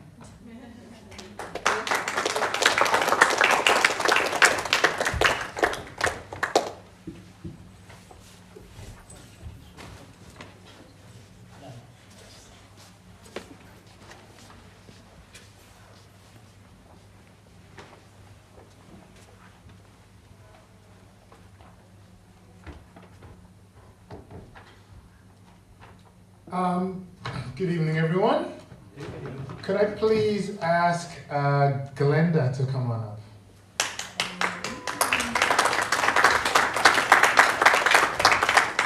So, February of 2019, it was my second, my second, 2019. Second full year in the dorms. And I see this family sitting out on the sails. And I go over and introduce myself and say hello. And there I meet Glenda and Joyce. And they were meant to go, I still remember this, and I told Glenda this year that this story haunts me to this day. Because I took her parents back to the square to get picked up by the bus to go down to Wellington and fly back to PNG. And so we're all in this van and we drive down, and it was like one of these memes where it's like somebody finds out that like someone like fails a minimalistic Christian test. So basically, we're talking about something, and Dad says, "So yes, God is good," and he like it's quiet. Then he kind of looks at me, and I look at him, and I'm like, "Yes, he is." And he kind of has this like cloud of disappointment pass over his face, and he's just like, "All the time." And I was like, "Oh no!" I don't know where my mind was. And this was several years ago, but then I was talking to Gigi one time this year. I was like, that's still, I like wake up in the middle of the night thinking of that day. So that was not the best. But that was the year I got to meet Gigi and got to know her. And it's been an amazing journey. It's been an amazing time of many catchphrases. There are many things I've caught myself saying. I remember one time, for those of you who remember Connor Azevedo, I was speaking to him once and he made a point that I thought was a good point. And a Gigiism came through my language, which is that I said, "That's on period." And he was like, "Sir, never say that again, or else we'll have to fight." And I was like, "Oh, that's on period. It's giving." That worked its way into my vocabulary more times than I'm proud to admit. And she has this way of really having an influence on the people around her. Anybody who can influence people, that can be used for positive or for negative. And I want to encourage you, Gigi, as you go forward to choose to use it for negative. Positive! What? I will edit the live stream. I will edit that. Choose to use it for positive. Choose to use it for, God forgive me. Choose to use it for God. I rebuke the enemy in this moment. Choose to use your influence for the positive. I was thinking of a Bible character to attribute to Gigi, and I went through some of the classic female strong Bible characters, and I was thinking of Deborah, who is this like prophet and a judge, and all these characters. But the one that I stuck on, there's even a while I was thinking of Jael. Does anybody know Jael from the Bible? Yeah, she put the tent peg through the guy's head. I don't know why. There was a brief period where I thought of that. But I landed on Abigail. Because she is someone who, despite the lot she had in life, and despite the foolish men in her life, she spoke for wisdom and she spoke for what was right. And that like when I was just going through the list of characters, and I thought of Abigail, that's Gigi. And I remember all the times we've had talks about this and that, and you've practiced your speeches on them. I'm like, man, this girl's a firebrand. Use that for God. Of the many conversations, the one that has always stood out to me the most, though, was when you were in I think you were either year 10 or year 11. So it was very early. No, you were in year 10. So it was in 2019. And there was some stuff going on. And we were talking, you were describing to me the situation. And I said, Gigi, can I share with you something from the Bible? And it was like one of these moments where I could hear like the Holy Spirit saying, share with her this verse. And the first thing she said was, "Sir, don't give me a Bible verse that's going to attack me." Because she was going on about wanting something that was clearly bad for her. Did I say something or someone? Something. I said something, right? Yeah, okay, good. And so I was like, she said, don't give me a Bible verse that's going to attack me. And I was like, that's a funny thing because a lot of us feel that way, but we never say it out loud. And then I said the book of the Bible, and she knew the exact chapter and verse we were going to. And it was this very interesting thing where I saw the fight between what she knew was right and what her emotions were telling her. And then we came to this point, and she said, yes, I can see that God does not want me to have this person, this thing. God does not want me to have this thing in my life. But sir, it's hard because my heart is still telling me that this thing is the right thing for me. But she chose, but she said, but even though I don't feel like it, I'm going to choose to believe in God. And I was like, that is an extremely mature position to take. And I want you to keep making that choice as you go along. Because there's going to be many times it's not going to feel right? God is going to tell you to do something, and you're going to be like, but I really want to do something else. I want you to keep choosing to believe in God. And like I shared with everybody, there's going to be mess-ups. But remember that he's always a safe place to run to. God has amazing things planned for you, Gigi. Keep letting him lead and be the awesome person that you are. Do the awesome things that he's going to do through you. Love you, Gigi.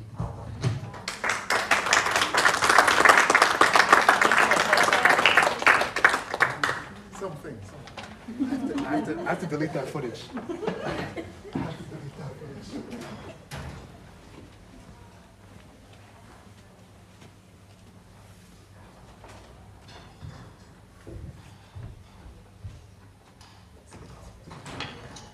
All right. It's a short bit already. Anyway, Jack coming up. Much like Mr. my brain's quite full at the moment. So you know how sometimes when you're like tired and been doing busy things and you kind of regress to behaviour that's... Anyway, gone back to primary school. This is Jack. J is for Jack loves a good jam, and I have appreciated Jack. Praise and worship. He's on the electric guitar. You've still got my pedal, I need that back. It's up when you're ready. It's been great having him on the team this year because usually, you know how I play guitar as well. And I'm hoping that you'll read it one day, and I'm pretty sure you'll find some good advice in there. It's written by a pretty clever guy, much more clever than I. But I've written down my own rules for young men, and this is for you tonight, Josh and I. I've been praying for you, I've been thinking about you a lot lately, and these 12 things are just things that I've come up with you in mind. The first thing is stand up straight, and I noticed tonight you're doing that on the stage. Stand up straight, don't slouch, take your hands out of your pocket, and the idea is you stand up straight because God gave you a backbone. Write neatly, always. I don't know if your teachers have seen Josh's writing, but he's got fantastic handwriting, and it's a dying art amongst many students. But Josh, you keep writing beautifully, your beautiful handwriting, and you can tell a lot about a person in the way that they write, so keep writing beautifully. Read lots, keep a book beside your bed, beside the toilet, in the garage, just read lots. Stand up for what's right, but pick your battles. And what you're going to find is there'll be plenty of battles coming your way, but it's about picking the right ones to fight against. Go to church at least once a week, preferably twice. Pray often. Play lots of sports. It'll help keep you young, like Mr. Pucky, and it'll keep you in good shape. Take every thought captive.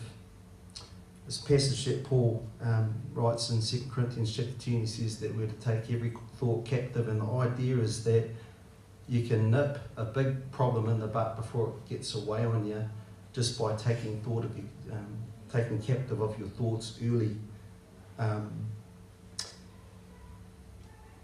There's one more that I want to share tonight for you, Josh, and that's you're going to run into a girl one day who's going to steal your heart and sweep you off your feet. But I think the key to finding a good girl is find someone who loves God. And I look out tonight and, you know, someone like Mr. Van's wife, someone like Matua D's wife, someone like Mr. Paki's wife. Because half the secret to having a great life really is to find a good partner. And I'll just leave this one for you, Josh, too. In the book of Ecclesiastes it says 2 is better than 1. And then it says, but a cord of 3 strands is not easily broken. And the idea there is 2's great, you and your wife one day, but it's not better than 3. And the idea is the third person in that relationship being God always makes your relationship so much better. Josh, it's been a privilege to get to know you. I sort of look at and I see a young man that's got the world at his feet, and I'm privileged to have been a part of your journey, mate. And I'm here whenever you need me. If you need any advice for anything, just know phone's always beside me. I'm always there for you. All the best.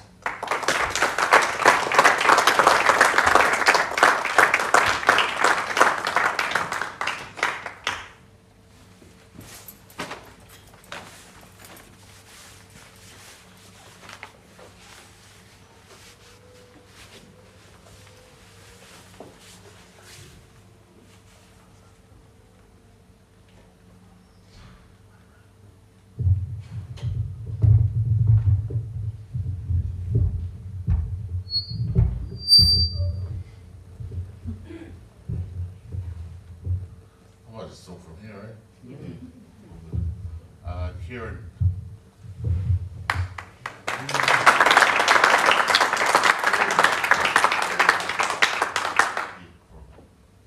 I just want to share a few words about, I know I'm meant to have been his teacher, but I kind of feel like I've learned quite a bit from him as well. And for some reason, he's making me ashamed. Right. I first met Kieran in 2020 with his year 11 cohort, Noah, Jack and all the rest, and PE and Bible. My first interaction with the group was sending them on a farm track run.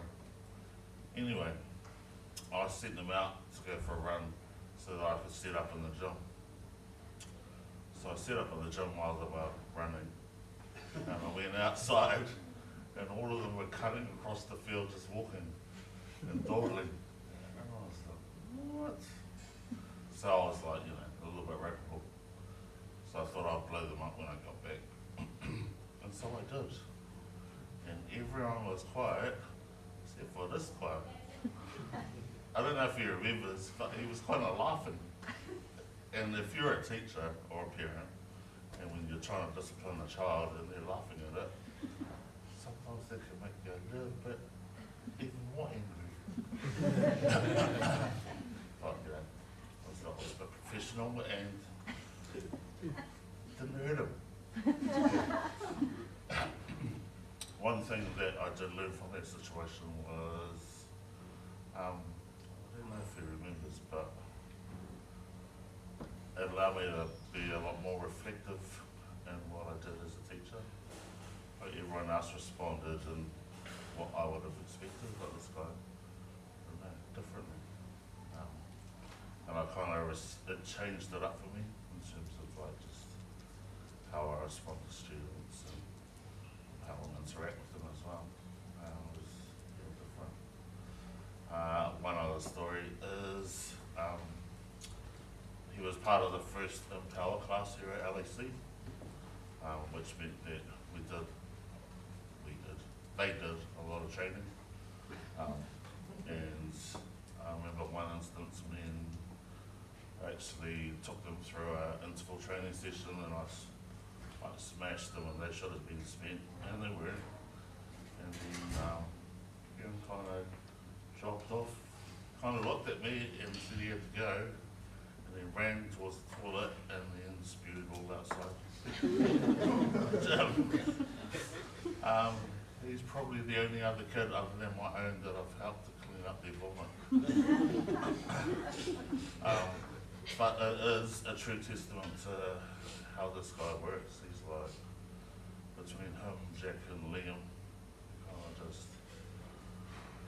just drove each other and kind of supported each other, and just a little bit of healthy competition to drive each other to do what needs to be done. I've just been super impressed with who you've become and the sort of man you've become as well. Between the three of you, you've kind of set the bar really in terms of power and what that looks like. Even giving advice to some of our staff members, which is really good to hear from someone who hasn't been able to work with you this year. I commend you and wish you all the best with the Air Force and the future.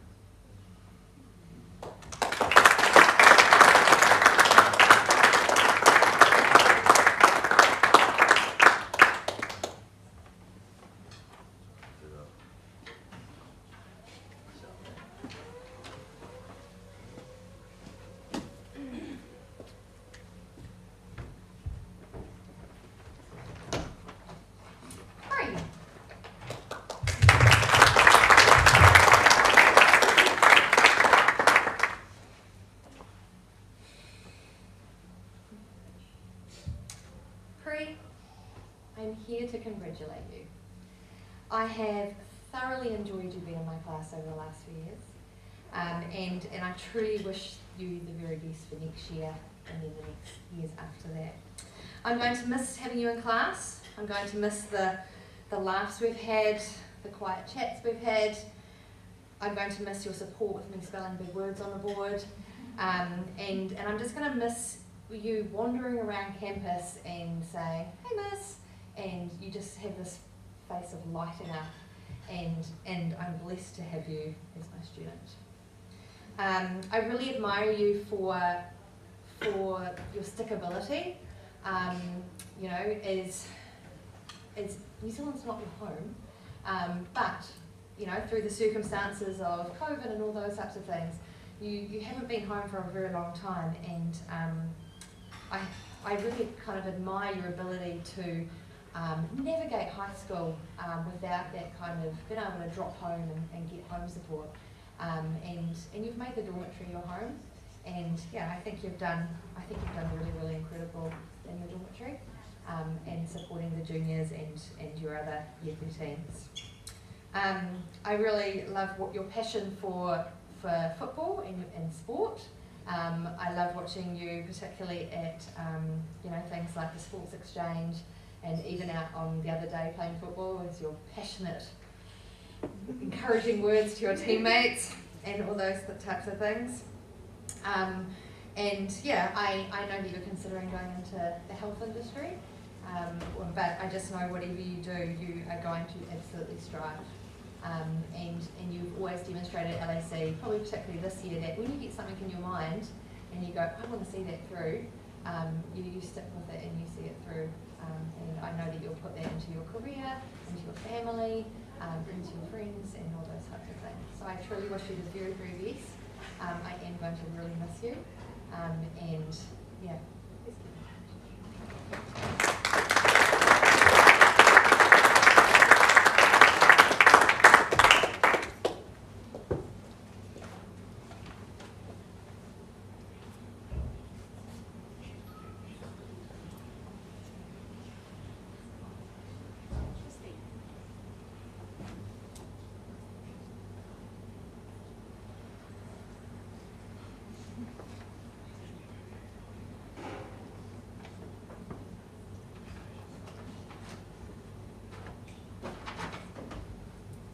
Call up Weishi, please.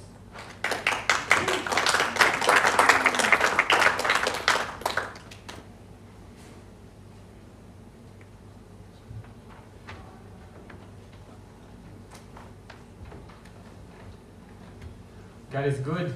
All the time. good answer. All right. It's a great pleasure to be here tonight celebrating the success of our graduates. This week has actually been quite emotional for me. 3 of our graduates have a very special place in my heart, and I've had the opportunity to be part of their life, particularly in the dorms, as their house parents. And so, although I am here to speak mainly for just one of them, which is Weishi, I want to just briefly mention 2 others whom I equally want to congratulate. Joshua, over there, it's been quite a journey with you for almost 3 years. You were in the dorms. I hope you know that I have not looked at you differently. You are always part of, Ko-Fi House. You know that I always believed in you, and yeah, congratulations, you're almost there, and I know you'll make it to your dreams. Secondly, Musashi, when you came to LAC, she's here, and she's looking. A teacher once said, she said, this boy is gonna crush someone's heart. And she's right. It breaks my heart that you are leaving soon, very soon. This must be how it feels like when your parents sent you away for school, only they felt like this much bigger. Musashi, I'm very happy that you are a big step closer to your dreams now. Congratulations. And finally, Weishi. For all those years you were in the dorms, is it 5 years? From year 9 or year 8? Yep, halfway to year 8. You're consistently our champion in the dorms and our pride. And as your house parent, my pride. You were one of the reasons that I wanted to stick in the Luther house or Ko-Fi. There were some decisions that should be moved somewhere else, but no, I wanted to stay in Ko-Fi house. Despite me being a part-time dorm dean, I didn't mind being a full-time house parent, even if I had to go beyond, because you were there. When someone questioned us about what we do in the dorms, we can always say, look at Weishi, an excellent student in academics, in sports, in character. He is what LAC House endeavors. Weishi, you have shown and proven that being a boarder can do great in someone's life. You have been the ambassador of Boys Dorm in all your years with us. LAC House will never be the same without you. You've come so far. Mrs. Henry can attest to this, from being amongst the most quiet to now being one of the louder ones. You've grown and you've blossomed, and I'm just very happy to have been part of that. And now, at your graduation, I want to say thank you, and I'm very confident that wherever you will be, you will always stay the Weishi that we know. Could I ask Joshua and Musashi to please join Weishi?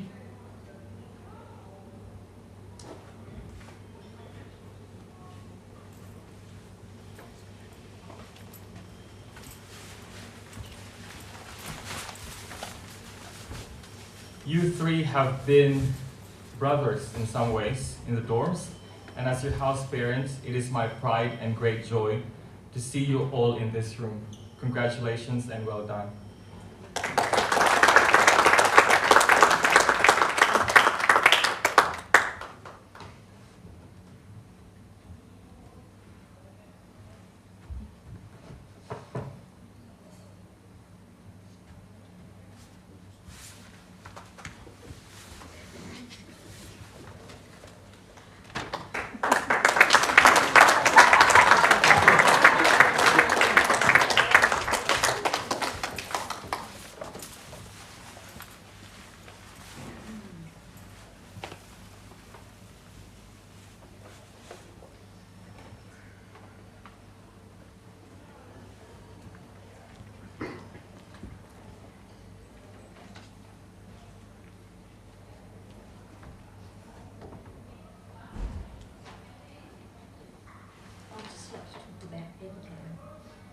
I've taught her most years. She's a very intelligent, beautiful young lady. She's got some wonderful friends, and I'll really ask you to just keep being her friend. A few months ago, I gave myself the challenge of reading the Bible from Genesis to Revelations, because you kind of tend to go to the same passages all the time, read the same things all the time, and I thought, no, I'm just going to read it. And I finally got to the New Testament. And one of the things that I've noticed through the gospel is there's a lot of people that are demanding of Christ. These people that sit on the side of the road, yell out to him, I want my sight back. There's people that come and ask him stupid questions to try and catch him out. But the one character in the Bible that, in the Gospels, that's really impressed me that I've read about recently, is the woman with the issue for 12 years, and nobody could heal her. She didn't cry out. She wasn't demanding. She just very quietly pursued Christ. She said, if I could just touch his garment, I'll be healed. And so without saying anything, she went to Christ and touched his garment and was immediately healed. And I thought, and then I thought, what am I going to say about the other girl? And I thought, she's like that woman. She's not demanding of people. She just quietly goes about her business at school and gets her work done and does it very well. And Abigail, we just, you're part of the LAC family. We're going to miss you. Don't forget we're here for you. And I just wish you all the best.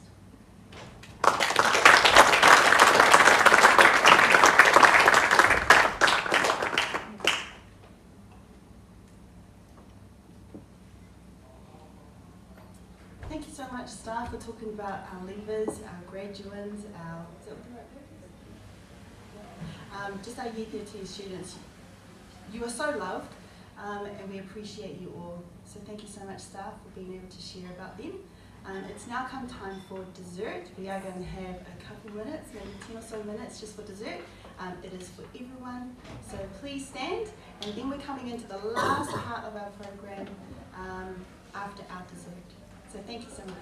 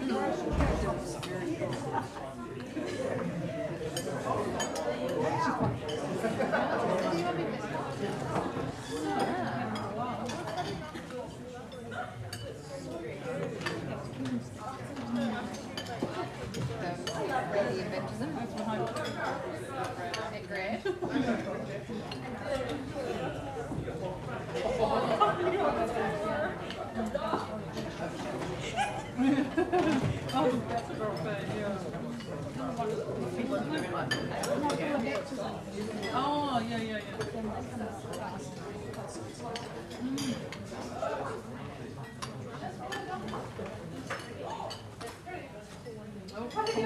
Spotting these tomorrow night? Yeah. What are those? Apparently,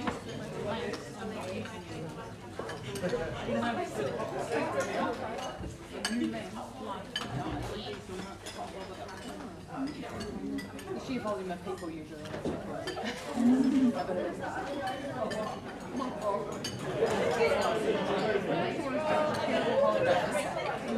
We went away for we forgot to put it was just funny. Oh no. And it turned on at 7 o'clock. Actually, in the morning, the next morning, it turns on at 7 o'clock.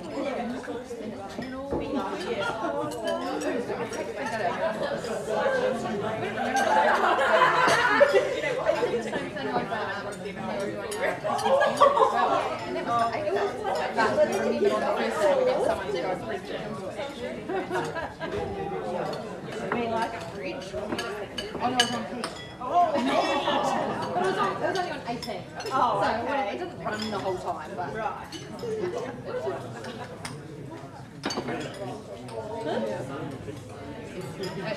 Ah, Hi, you're back. That's terrible. Wake up. And the lights are on. I'm so shocked. And I'm like, oh, I'm like,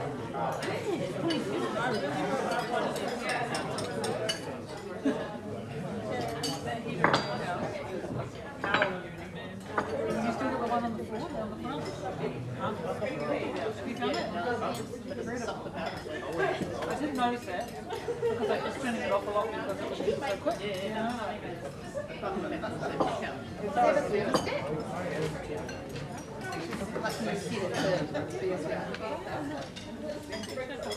When you tinted the other weekend, did you run a heater in your team? No, I didn't. Oh, we ran a heater. That's amazing. But the first night, it was a frost on our tent. And we got down to 1 degree. It's a lovely day. No, I didn't get a heater, but I did take a lot of weight.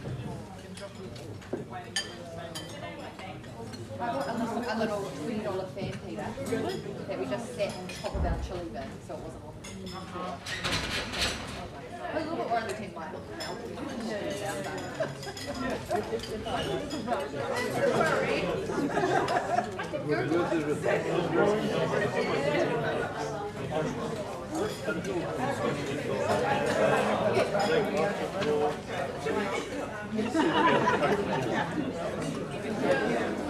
Leave it on during the night.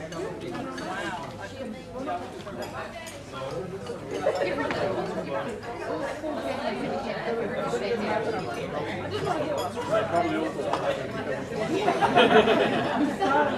And the only thing I was worried about that it was going to be too hot. But it was on we put it on quite a low temperature. And then I woke up in the morning and I was like, oh my god, that has done nothing. And then I got up and went to the toilet and then I just went kids and I was like, oh my god, this is nice. Didn't get too cold for it. Oh, it was the first one. Just like that.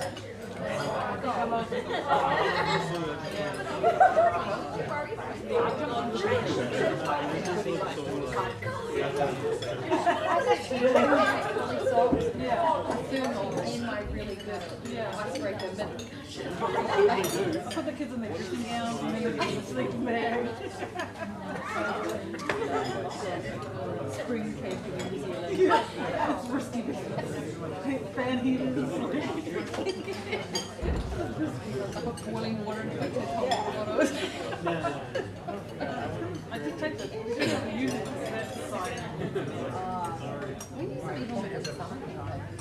It's got to be at like 9 Like, they don't like the feeling of the sticky bags being cold when they drive to them. It feels cold, but I've got a whole bottle of just a nice sticky cold. And do you know what? Do you know? I can show you a product. Some friends of ours, because my issue is like, I'm not sure what to eat. Like, this and Sean hates camping. He does it to please. And so we're camping on this Airbnb that's like this far off the ground. We don't even have a dome. And anyway, so friends of ours, they're like, oh, can you look at our bed? So they've got an inflatable Airbnb that's on top of like a stretcher type thing. And you really just plug it in and it looks like this big. And it's really expand out and unfolding itself. And then when you put it away, it just sucks all back in and all the legs fold back in. But it's very real estate expensive and really car. No. Which is just Do you have a tent like that? I usually cover bed, and then Josh put it back. You get a foam mattress and roll it up on top of the roof. And then the mattress on top, and then you don't feel each other move. Yeah, it's fun.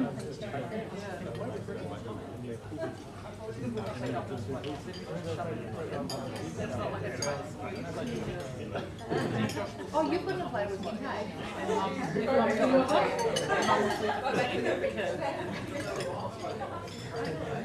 I clean it really well. Are you going to sell your kit bedroom? I probably am. It's a good point. I took Tina to, and then which was great. But then I brought my mum's blow up.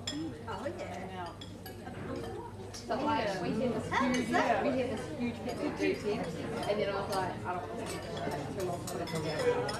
So I sold it to her. So it's not canvas, it's not.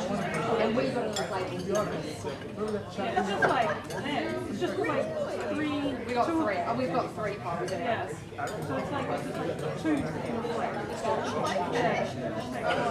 It's like we put our time in up and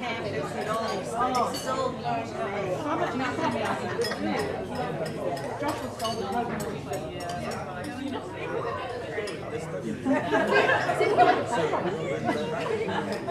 You sold it to me. Oh, yeah.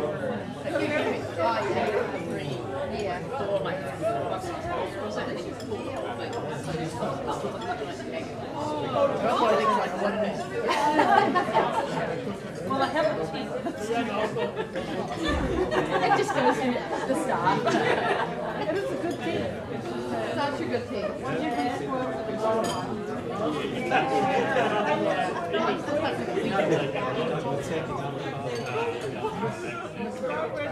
are you here? I took it on campus.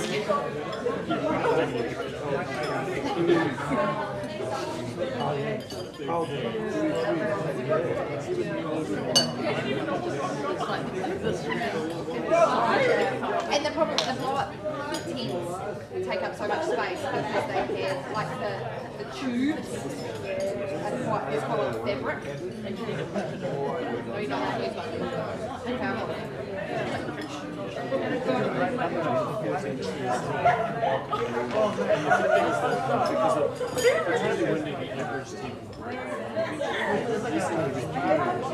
And pop back out. I just do it once in a while, I give it a squeeze. And it's relatively firm.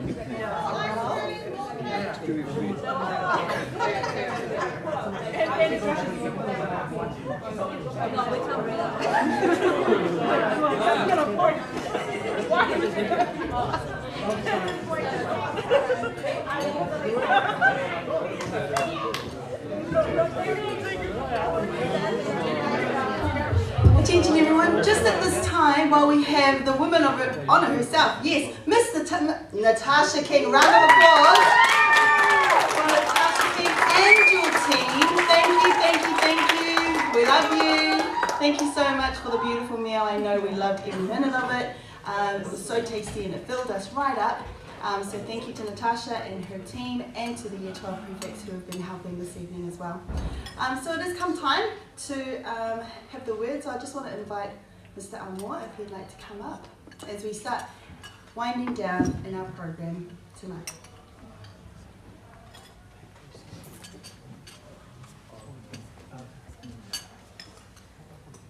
I'm just gonna talk to you guys from here. So obviously, you guys have seen this thing on my hand. Yeah. Some of you have, because you're eating, I'm not gonna take it off. But some of you have seen what my finger looks like underneath here. Yeah. It's pretty gross. So a couple days ago, I woke up and it was a little bit swollen, and I was like, whatever, gym, let's go. And then that was Sunday, and then Monday, same thing. It was still swollen, but whatever. And then Monday night was an interesting experience because I went to sleep and I woke up like borderline screaming because it felt like somebody had set my hand on fire. And I was like, what is going on? And I couldn't get back to sleep. And so when I say I went to sleep, 9 o'clock, about 10 o'clock I woke up and I was up until I got to school. Quite useless the rest of the day. And put a bandage on it and stuff, and when I took it off, it looked like it looks now. It was like really bulbous and stuff and discolored and this and that, and I went to sit at the, I went into the, there's a point to this, there's a point to this, I'm sorry. I went to sit in the Palms, yeah, in the emergency, and I was just like, yeah, urgent care, and waiting, and like 6 hours later, the doctor comes in and takes a look, and he's like, your finger's infected. I was like, I know. went to med school for that. Okay. I don't know if you guys say this or if it was ever a phrase in New Zealand. Thank you, Captain Obvious. Is that ever a thing? Yeah? The students are looking at me like I was born on Mars. No? Okay. Thank you. When someone says something that is like exceedingly obvious, people used to say, thank you, Captain Obvious. It's like, okay, yeah, that was a waste of breath. You didn't need to tell me that. I felt like saying that to the doctor. One of the verses that Miss has brought out as one that has really stood forth in her mind, Miss Paul, for you guys, is Joshua 1:9. Be courageous. Yeah? God tells Joshua to be courageous. But a lot of people are familiar with that verse, but maybe don't know how that passage starts. Joshua chapter 1, or let me put it this way. At the end of Deuteronomy, it's a book right before Joshua, Moses dies. You know, those 5 books ends with the death of Moses. And, you know, Joshua, his whole life after slavery was based around Moses. Moses told him what to do, all this sort of thing.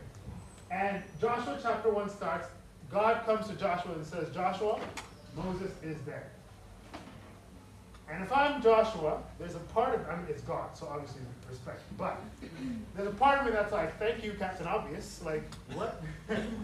Yes, he is dead. Why are you having to remind me of this? But there is this thing where, you know, for me, I read that and I was like, why does God have to tell him that? Like, he knows, like, this is the guy that he has been his guy for the past 40 years, you know?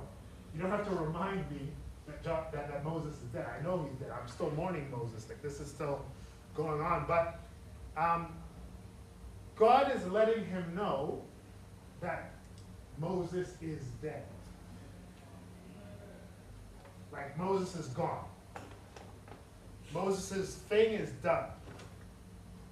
I don't want you, Joshua, to spend the rest of your life living in the shadow of Moses because he's dead. Now, that's not to mean you're not going to learn lessons from Moses. That's not going to mean you're not going to learn, take some principles and that sort of thing. But Moses' time is done. And it's now your time. Now, he does tell him, follow me. Don't worry about what Moses was doing. I want you to follow me. And that's how you're going to succeed. That's how you're going to do all the great things I have planned for you. I remember a couple years ago, my year 9s were talking to me about all these sorts of things because there was something due and they were like, oh, this is, sir, I have this due, and I have that due, and there's this, and there's this, and there's this, and it's not fair. How come you guys aren't all making sure that we don't have our due dates at the same time? You know, and this and that, and this and that. And I was like, hey guys, welcome to high school. It's just the way it is. You know, I had to let them know that, like, you know, there was a time where you had a couple of teachers who did the majority of things, and they could do that. But now, it's not like that anymore. You can't bring that same mindset into this scenario. You can't. You know, there's going to be times where you have 3 due dates at the same time. And you've got to manage that. All right? There was a time for them, intermediate was done, you're in high school now. And I want to let you guys know, in a very few number of hours, high school is done. Yeah, thank you, Captain Obvious. We could have gone home, or we could be on our way home already. But I want you to really get that in. High school is done. All right? When you leave these walls, a lot of things are going to change. A lot, and particularly, let me be very frank, particularly leaving the walls of LAC. If this was an American high school with 3,000 students, it might be a bit more similar, but you're blessed to have a school where your class is about 20-something people. You know? I share this story sometimes that I had this professor that made a student cry, and something about the look of satisfaction on his face, I was like, man, part of this is like villain origin story in me that wants that. But I always had this thing of teaching in really small schools, so I was too invested in the students to ever take pleasure from watching them cry. But when you go to uni, your professor might have 400 students. And all of a sudden, the fact that you have other due dates, it doesn't move them. Do you know what I mean? the fact that something happened at home the night before doesn't move me. When you go to the workplace, you know, the fact that, oh man, I was on my way to drop off this application on time, but something happened. Well, particularly in these days, there's actually 50 people looking for this one job, so sorry. High school is done, right? You're moving on to a new phase. There's lessons you can learn, there's things that you can bring with you, but high school is done. So whatever the next chapter looks like for you, I want you to look at that chapter for what it is. What are the rules of engagement in that chapter? Like I told you, for me, I brought a lot of high school stuff into uni that did not translate. Turned out the beatings kept going, the hidings kept going, but a lot of those things didn't translate well. You're gonna have to look at it and be like, okay, well, what is going to work in this scenario? What skills? What habits? What patterns? What work ethic, et cetera, et cetera. What are those things that I'm gonna have to develop or bring over? What are the things that I can bring over? But what are the things that I'm gonna have to develop to survive, not just survive, but to thrive where I am? But above all of that, because Joshua's mission was different from Moses' mission. Moses was about leading them out of slavery and then walking around a desert for 40 years. Joshua had a mission of conquest, right? Man of action. He's like, we have to go out and we have to get some stuff done. It was a different mission, different rules, different things. But the ultimate thing, remember to follow God. Remember to keep those grounding principles of who you are, keep those things there. And the most important one, which we have done our best to try and get you to realize, is that there is a God who loves you, who thinks the world of you, and who says, I'm always a safe place to run to, and I always have your best interest. And you might be listening to me right now thinking, yeah, but he doesn't actually know about me. I don't. But God does. And despite everything he knows about you, he still echoes throughout the ages every single promise in his word. I am a safe place for you to run to. I've loved you with an everlasting love. There is nothing that can happen, nothing you can do that can separate you from my love. I hope that you will choose to walk in that love. Whatever it is that may come, my prayer is that you will choose to just keep walking in his love. Let's pray. Father in heaven, thank you for your blessings, thank you for your mercies, and thank you so much for this group. And I don't want to exclude Jamie and Hannah who are not here with us. Thank you so much for the time that they spend here, whether it's been 7 years or 3 or 2 or 3. Lord, and I pray that there are things from this time that they can carry over, but help them to realize that high school is done. And that they're going into a world, be it work, be it some more academia, be it trades, be it military, be it whatever it may be. I pray that they will look at that for what it is, not spend their time worrying about what used to be, but look forward and move forward. Anything that they can learn from this time, I pray that it would go with them. Whatever new skills they need, I pray that you would equip them. But above all else, I pray that they will learn to walk with you, because they don't know what the future holds. We may have our plans set out perfectly, but ultimately we don't know what the future holds. But in their time here, I pray that they will have met the one who holds the future, and that they will choose to walk in his love. Bless us, keep us, help us to have a good night's sleep. Tomorrow's going to be a long day, but I pray that it will be a great day of just celebrating them some more. In Jesus' name.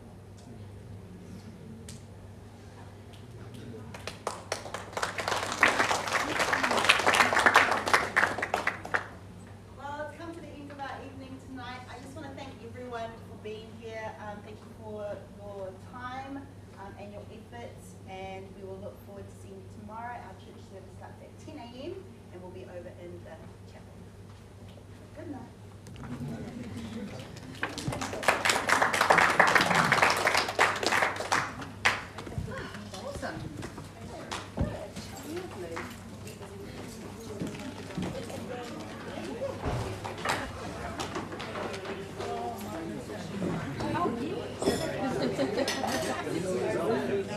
said to Kingsley, see those lights? When you get your turn, see people. I'd already had mine. So it's very